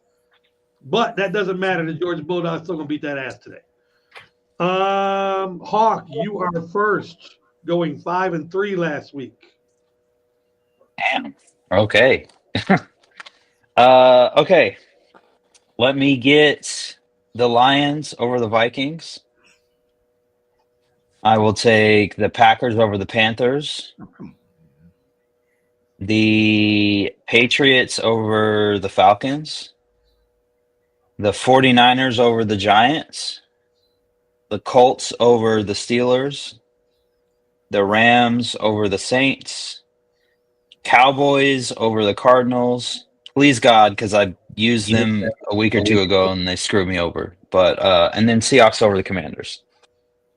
I got Lions, Packers, Patriots, 49ers, Colts, Rams, Cowboys, Seahawks. Yep. All right, Sheriff, you are in 45 points. You shot 6 and 2 last. Oh, wait, never mind. DC, you're up. You went 5 and 3 last week. I'm trying to figure it out. I think I have the same picks. No, I don't. Okay, give me the Lions. Give me the Packers over the Panthers. Chargers over the Titans. 49ers over the Giants. The Raiders over the Jaguars. Yep. That's a good pick. The Rams over the Saints. The Seahawks over the Commanders. And lastly but not least, I've only picked them, but both times I picked them, they won. Give me the Cowboys on Monday night over the Cardinals. So that would be Lions, Packers, Chargers, 49ers, Raiders, Rams, Seahawks, and Cowboys. Is that toddler at quarterback still out, or is he playing? He's still in there. He's having a good old time, man. He's having a good old time.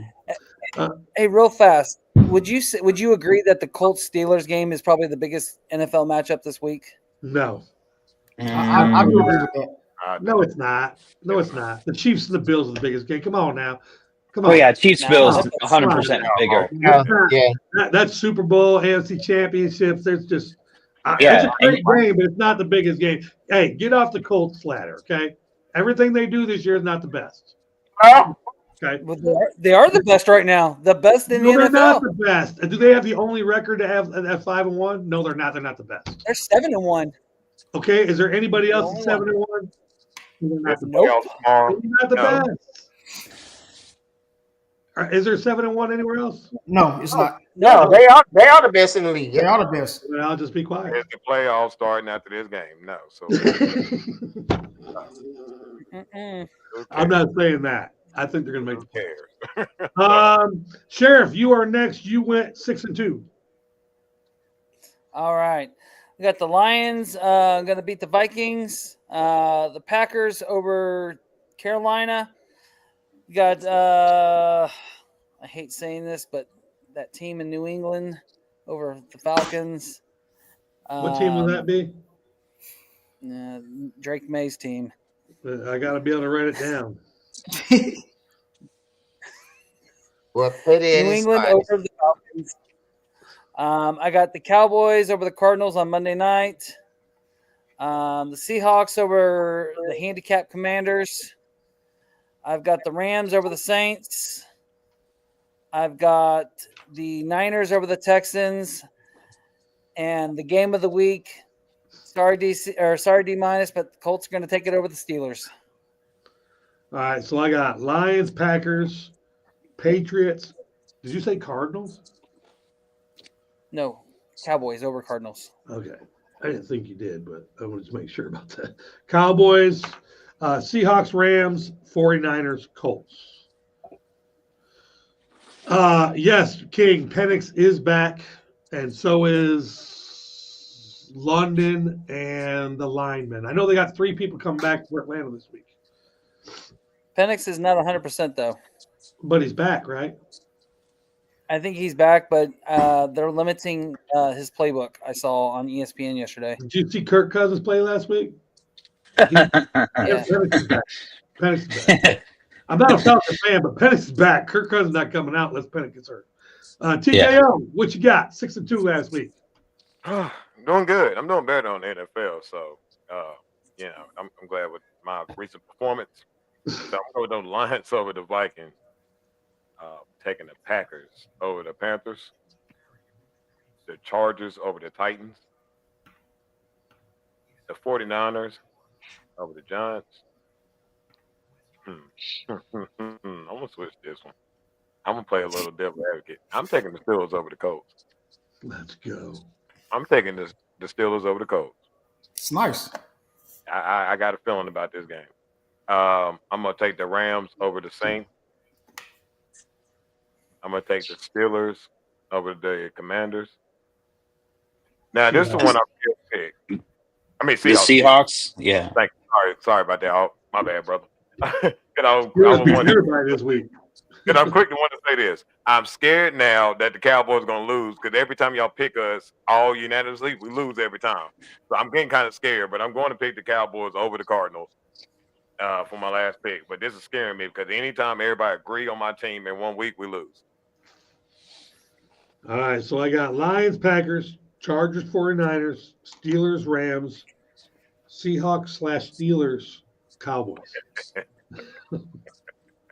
Steelers are getting 2 wins this week. Damn. That's right. That's facts. Let's go. Facts. Spencer playing the coach. Next up is King Kunta. You also went 6-2. All right.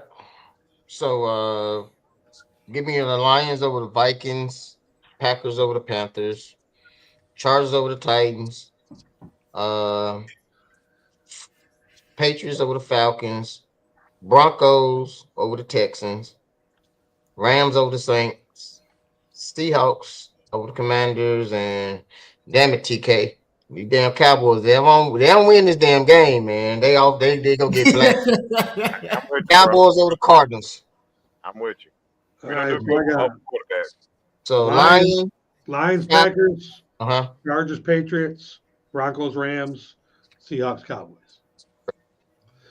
All right, TK, before you said all that shit about everybody picking your Cowboys, I didn't recognize it, but there's a pretty good chance that you might have picked the upset here. Fucked us all. D-. Yeah. This a hard. I think this a hard week this week, man. I agree. I want to do some. I want to. You know how the animals play with their prey and all that stuff. They just play with their food. I want to play with y'all for a minute because y'all my food. So, but They got a 1 game lead, man. Easy, Pimpin'. Easy. 1 game lead, and I'm taking that back next week. So you got to play right. You better not play for food. That's all I'm saying. Yeah, so I'm gonna play with y'all for. I'm gonna do it when I got a 5-game lead. I'm gonna do it then. So. Oh yeah, okay. Yeah, because the lead is a little tight. But I'm gonna start this one off with the Lions against the Vikings. Give me the Packers. Give me the Chargers over the Titans. I'm gonna take the Texans over the Broncos. What? Yes. Okay. Give me the Rams over the Saints. Give me the Bills over the Chiefs. See, y'all, if y'all number one, you ain't gotta worry about this stuff, man. That's what I do. I pick these, man. How many is DC? Not enough. It's 6. That's it. Yeah. Give me the Seahawks over the Commanders. I ain't gonna do it to you, Teddy. I was gonna do it, Cowboy, but I'm gonna switch it. So you're gonna have a sweep, man. But give me these Pittsburgh Steelers over them sorry ass Colts. Yeah. I do have a question. What happens if a team ties in the NFL? How does that work? Oh, we just get a tie. Just get a tie. Just get a tie. Don't you remember the Packers and Cowboys game? It's that was a tie. Did anybody pick that game? Oh, if it's you mean like if it's a tie? Yeah, it's a win. Both teams win. I think Of course, it's a tie. Okay, I didn't know. I don't know why I don't know why I just thought of that, but we've had too many ties. Hey, but I tell you what, it's gonna be a good one though. All right. I really think the Colts Steelers game is going to be the best game of the week. Yeah, it's all right. It's all right. You're allowed to have an opinion. We like that here. We're gonna smoke that shit. That's a fact. It is time to go to the wrap up. Brought to you by One Condoms. Oh my God, this is awesome.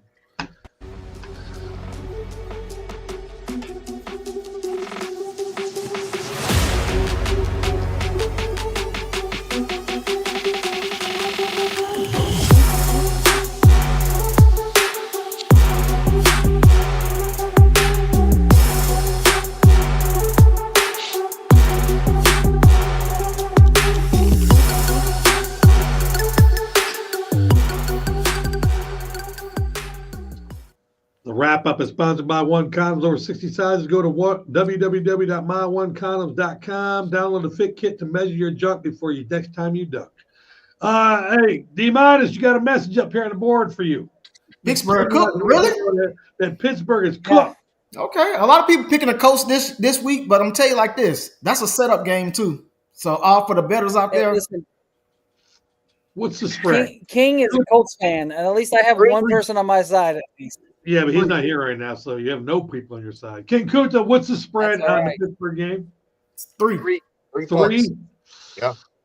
I don't know, man. I don't know if Favorite, that Pittsburgh? constitutes So a what I threat. did, I plussed it on my bet sheet though. I plussed Yeah, Pittsburgh 3. I plussed it with the 3. I Three think and a that's half now. 3.5. 3.5. Yeah. Yeah. This the game that Pittsburgh will win, though. PKO said, "Fuck it, I'm getting in the chat box and fucking with everybody now." Yeah. Uh, I wasn't talking King about says, that. "We gonna smoke that shit. We gonna smoke it. We gonna smoke it." All right. World Series. I didn't really think that baseball could be set up, and I'm having my skepticism now. Shit. I'm just letting you know, I played baseball for a long time. Getting people to agree to go 7 games, especially in cold ass Toronto, I just don't believe it. But I'm starting to believe it a little more. The series is tied 3-3. D minus, how you feeling? Blake Well, Snell versus Max Scherzer tonight. Who you say? Blake Snell? Blake Snell versus Max Scherzer. See- Crazy guys. See, that's a loss. See, I don't know why Toronto doing that shit. Why would you put Blake Snell in there again? He been getting roped the first 2 games. He got roped, man. So it's gonna be a Dodgers win now since Snell is playing. I thought they was gonna bench his ass, but if No, Snell, Otani's pitching Ohtani's against pitching Scherzer. tonight. Yeah. Yeah. oh, I was about to say because Snell that's ridiculous. Yeah. I didn't know they're going to bring Ohtani back. I thought Ohtani was only on 2 days rest. But then I like Toronto now. I like Toronto to take the World Series. I don't think Dodgers gonna go back to back. Give me Toronto 7-5. Toronto 7-5 is D minus prediction. King Kota, what's happening tonight? Dodgers go take it, man. I'm gonna be the underdog. So I take the Dodgers 4-3. Dodgers 4-3. All right, Mr. Indiana. I said this at the beginning of the year. I said the Dodgers were going to repeat. I said this was the Shohei Ohtani show. I've been pretty correct on that one. 6-4. Ohtani pitches 7 innings tonight. Not a chance. He needs to because Dodger bullpen is shit. TKO, what's happening tonight? Yeah, I think the Dodgers. After I seen that highlight last night, and I actually watched Snell's last performance. I actually Oh my watched God. it. He looked like, for me not watching baseball, he did not look very good. They was getting a lot of hits off him. That little sack fly to center, I seen that. I'm going with the Dodgers only because it's a better story and baseball needs it. So going back to back will look good. I'll say 6-4. Dodgers 6-4. Hawk. What's happening? Give me the Dodgers 5-2.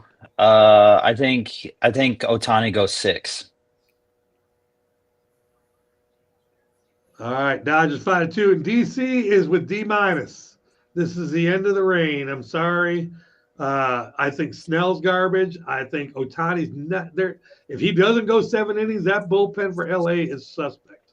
And on top of that, the performance by George Springer last night, and I understand that he didn't do very much. That man is hurt. Yeah, he hurt. Yeah. He's been hurt since the Seattle series. Yeah, Right. and I have so much respect for guys that want to win so bad they play hurt. Because you can't fake grimacing. That man was grimacing on every swing. I think tonight it's going to be Toronto 5-1. Damn. Yeah, seriously. I think the bats in Toronto are going to wake up. And MVP of the series is going to be Vlad. Oh yeah, definitely. NBA week number 2, we kind of covered that, so we're just going to jump right over to the NFL Thursday night game. Ravens versus the Dolphins. That's crazy. Okay, let's Mike go Daniel's on his way out the door. D minus, what did you see in that Thursday night game with the Ravens versus the Dolphins? Well, 2 things. Let me say this first of all. Just because Baltimore won against the sorry-ass Miami Dolphins, now they are Super Bowl contenders. Get the fuck out of here. Like, come on, man. Thank you. Yeah, Thank come you. on, man. Come on, commentators. Like, y'all do your fucking job, man. And it's like they won 1 game since Lamar been back, and now they Super Bowl contenders. All the way up. Now they win in the AFC North. Come on, man. Get the fuck out of here. But anyway, what I got from that game is that the Falcons really suck.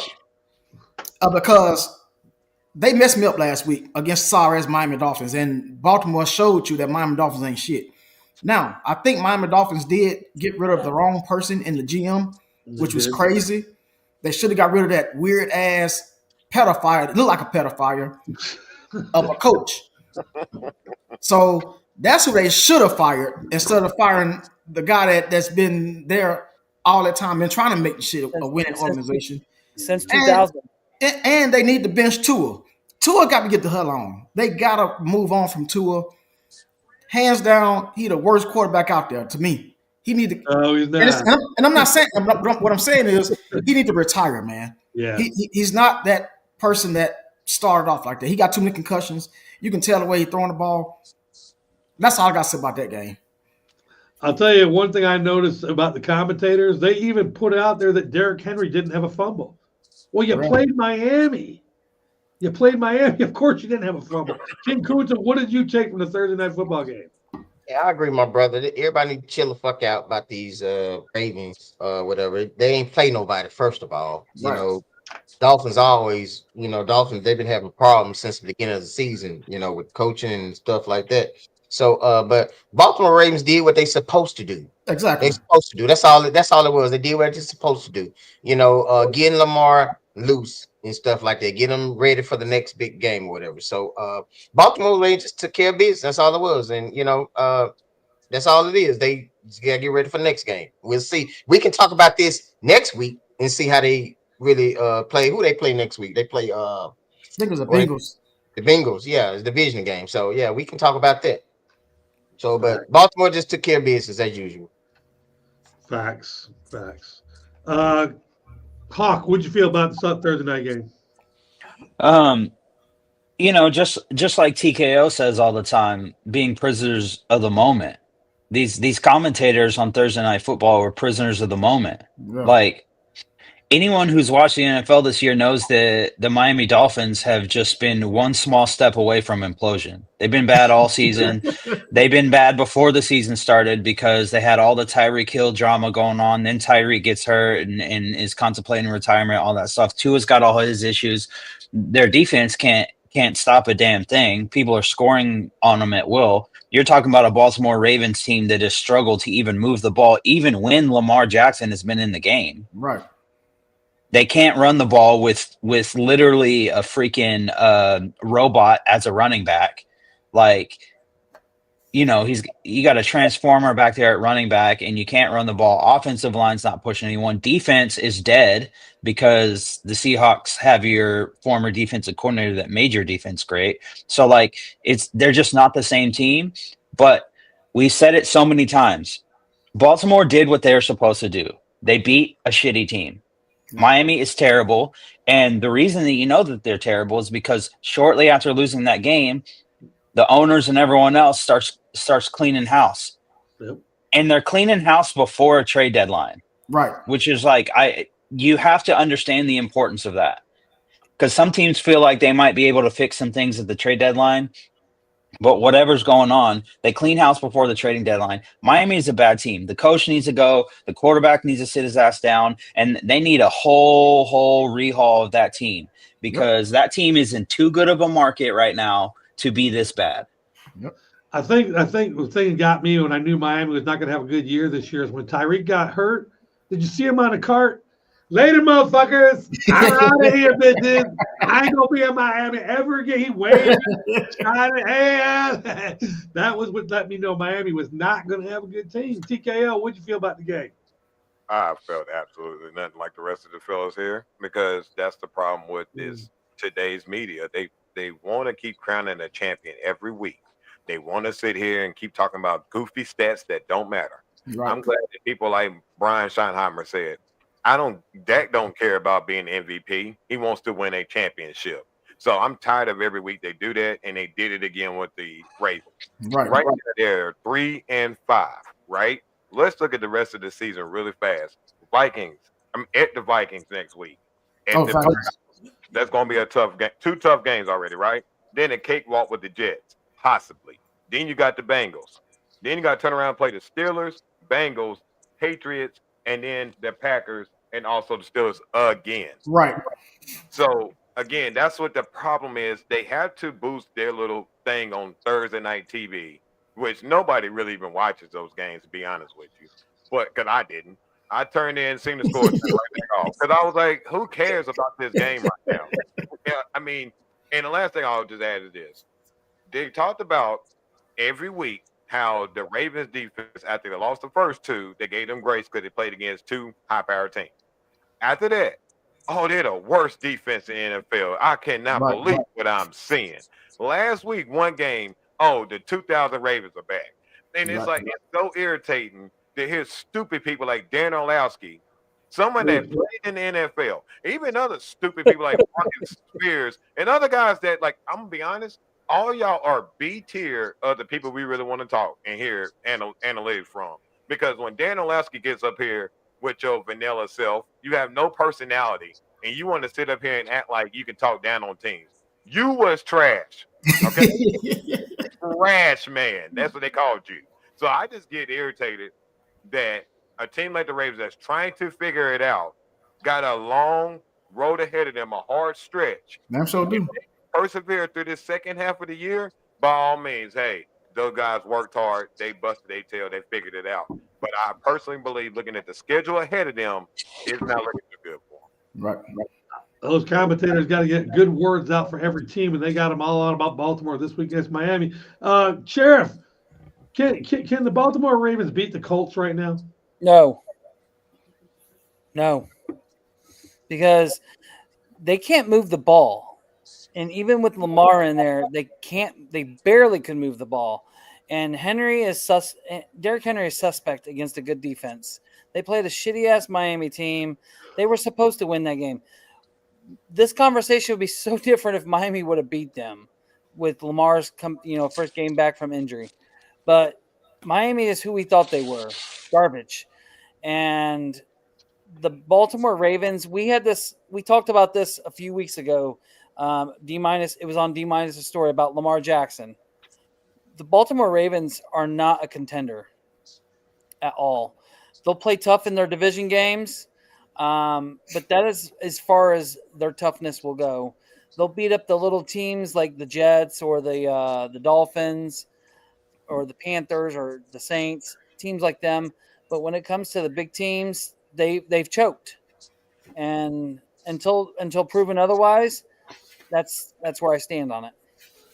All right, we're going to go to our last segment here. It's called I'm Just Saying. It's brought to you by Wild Bee Wellness. Are you living with chronic neck, back, or shoulder pain? Do tension, headaches, and stress follow you everywhere?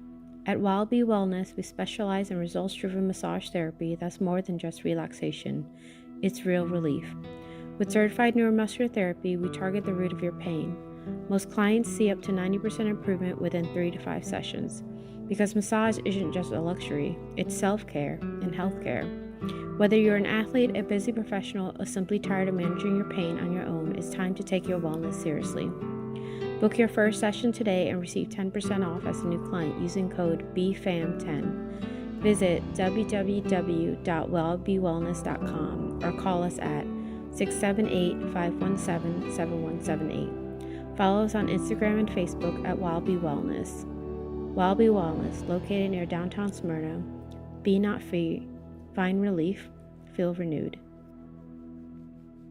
678-517-7178 or go to www.wildbeewellness. Use the code BFAM10 for 10% off your order. This is only good to the 31st December. We will have a new sponsor for that segment starting in January. D-minus, what are you just saying today? This I'm just saying is a little I don't know, it's a little had me on a little weird feeling. Got a call yesterday. It's like not gonna use any names, just gonna use initials maybe. He said, hey man, did you get your cigars? I'm like, no, I ain't getting my cigar. What cigars? What cigars I got? I ain't getting no cigars. Like, yeah, I just picked up my cigars. I got a whole case. I'm like, oh, really? I said, okay. I said, who gave you cigars? They told me. The initials is DC, but it could be David Copperfield, could be Dave Chappelle, it could be, shit. I don't know. Just start with a DC. I don't know. Shoot. I'm not calling anybody's name out. I'm like, well, no, I didn't get a call either. I said, we got cigars. I mean, shout out to our sponsor, Rock Patel. Shout out to y'all. What's up, y'all? And I presumably go ahead and say, well, maybe mine was on back order. Maybe I'm not sure. I'm just trying to, not be in my feelings. And I'm like, then KK said, well, no, don't worry about it. I'll give you a few of them, man, and go from there. And I was like, no, I got you. I appreciate it. But I said, maybe I'll just wait for DC to get in touch with him. Like I said, it could be David Copperfield, could be Dave Chappelle. I don't know. But I'm rich, bitch. It got me. It got me feeling a little way. But I said, I know that my buddy, which is David Copperfield or Dave Chappelle, wouldn't do me like that. So I said, I'm just gonna wait to see. Never got a call, never got nothing. I'm like, okay, so yeah, I think it's on back order. So I'll just wait maybe till next week, maybe, and see what's going on. But hey, I'm just saying, man. I mean, I'm feeling a little way, but I ain't call no names. I want nobody to feel bad. I was just, like I said, I'm just saying, That's all. If David Copperfield sends you some stuff, would you get his autograph for me? Yeah, I got you. No I problem. always wanted to meet him. No problem. He's a real cool dude. Hey. TKO, what are you just saying? Chappelle's autograph. Oh, y'all got really say more. As your defending, reigning, and still Gals Junior, Gals light heavyweight champion. I went through a trial of 3 matches last week, and number one, I'm sore. But I'm also just happy to know that I got some better, exciting news, more than my wrestling career. And that's, I got the opportunity coming up for this season to coach my daughter's basketball team. Okay. So, yeah, Cool. man. And also, my daughter, she's entering a new league. For years, several parents been asking me to step up in that coach's role, and I want to thank God for giving me the chance and peace of mind and patience to work on myself these past couple of years to have the temperament in order to go in and have fun this season. So these next couple of weeks, y'all may not see me on the show because I will be at practice with my girls team. But I am at this point so excited because the look on my daughter's face to know that we're going to go into this season together, win, lose, or draw. We're going to have fun. But man, it just feels real good as a father to have that moment to share that bond. So to my daughter, Tiana, and I'm going to give a huge shout out to BFAM 109.6 being the sponsor of our Let's go, baby. Let's go. And it's just, I just feel so proud that it's a community coming together. These kids, I'm going to give y'all everything I got to try to, again, help you in your basketball. And again, it's not about the results on the scoreboard. It's about the results and every day we put in that work. So I'm just grateful, and I just want you guys to root us on this year as we got a journey to get to that championship. Let's see if we can do that. Let's go, Storm. Let's go, Storm. That's right. The Graham Storm. That's what we're going with. Graham Storm. Wait till y'all see the jerseys. You can't show favoritism though, TKO. Can't show favoritism. Oh, absolutely not. If anything, he's going to be harder on her. All kind of favoritisms. All right, Sheriff, what are you just saying today? All right, so I'm just saying this week, people, meth, coke, these are not fun things to be on. Stay off the damn drugs. This week, we had a very near dear incident happen, very, very close to my home. My brother just got released from prison, and less than 3 months ago from Florida, migrated back to Indiana, and got back on the bullshit, and took a gun and pointed it straight at my mother. And then also threatened to hit my 87-year-old grandfather. Drugs are an evil spirit. Those drugs are just, there's no need for them. I wish to God they were never created, but people, if you need help, please reach out. Don't think you can manage it or handle it. There are many helplines. There are many. You are not alone. Don't ever turn on your family. Don't ever. It's not worth it. Very near and dear. I've had too much gun violence in my family. in the last 13 years. Luckily, we averted a serious incident, but I just wish that more people would come forward that they need help. That's what I'm just saying. Well, there you go, right there. Hawk, what are you saying today? In honor of this kind of yesterday was Halloween and we're kind of wrapping up that. I just wanted to give a shout out to I don't know if you guys know the actor by the name Robert Englund, but he's most famous for playing Freddy Krueger.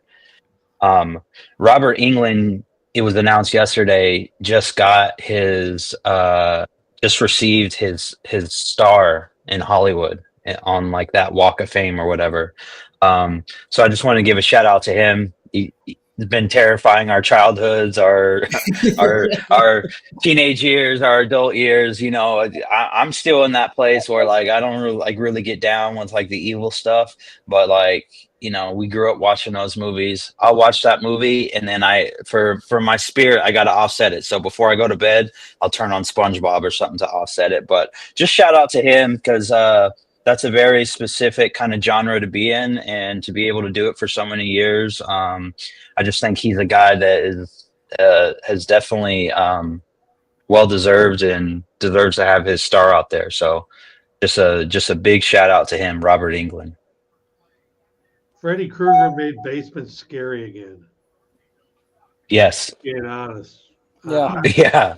You watch a Freddy Krueger movie, you went downstairs, checked the heater. Yeah, right. Yeah. Well, most importantly, you're afraid to fall asleep.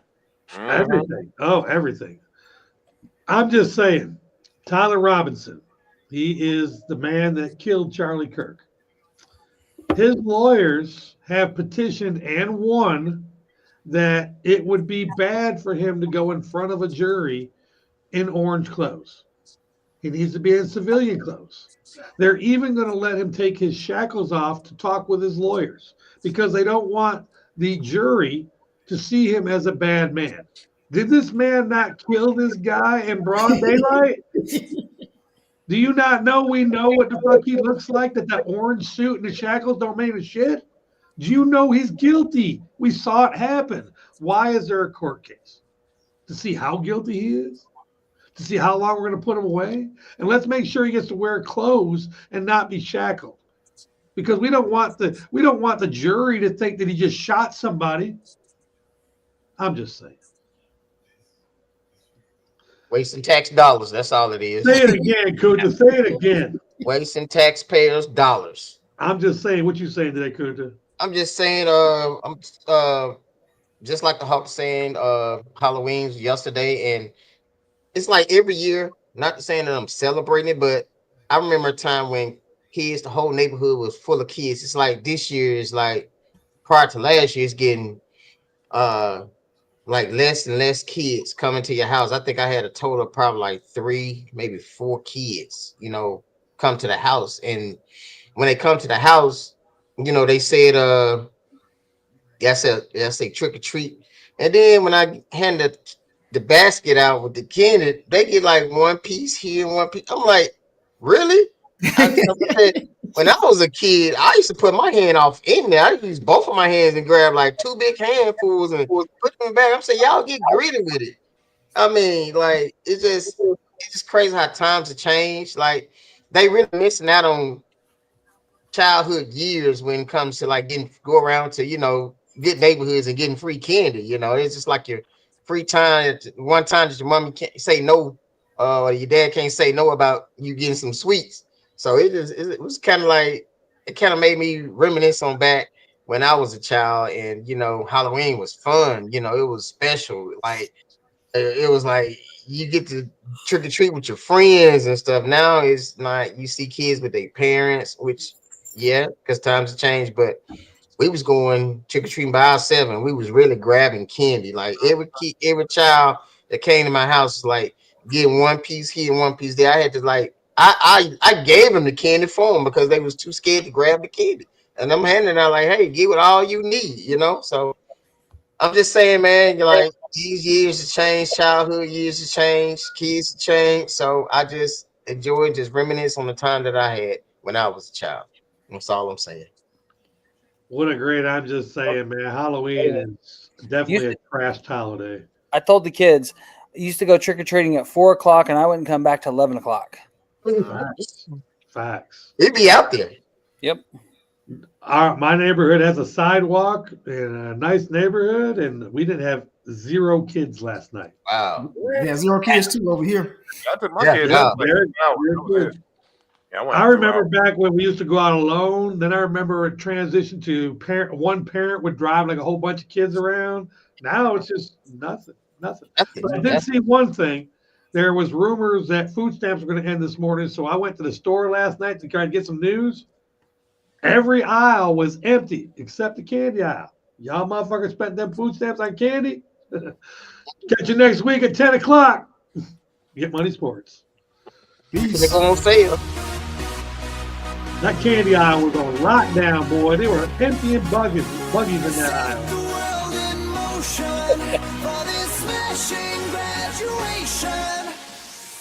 Tonight is the night, the time of our lives. The hard work is over, we end this together. Party on the highway to the end of Norway. When we reach the end, we'll do it all again.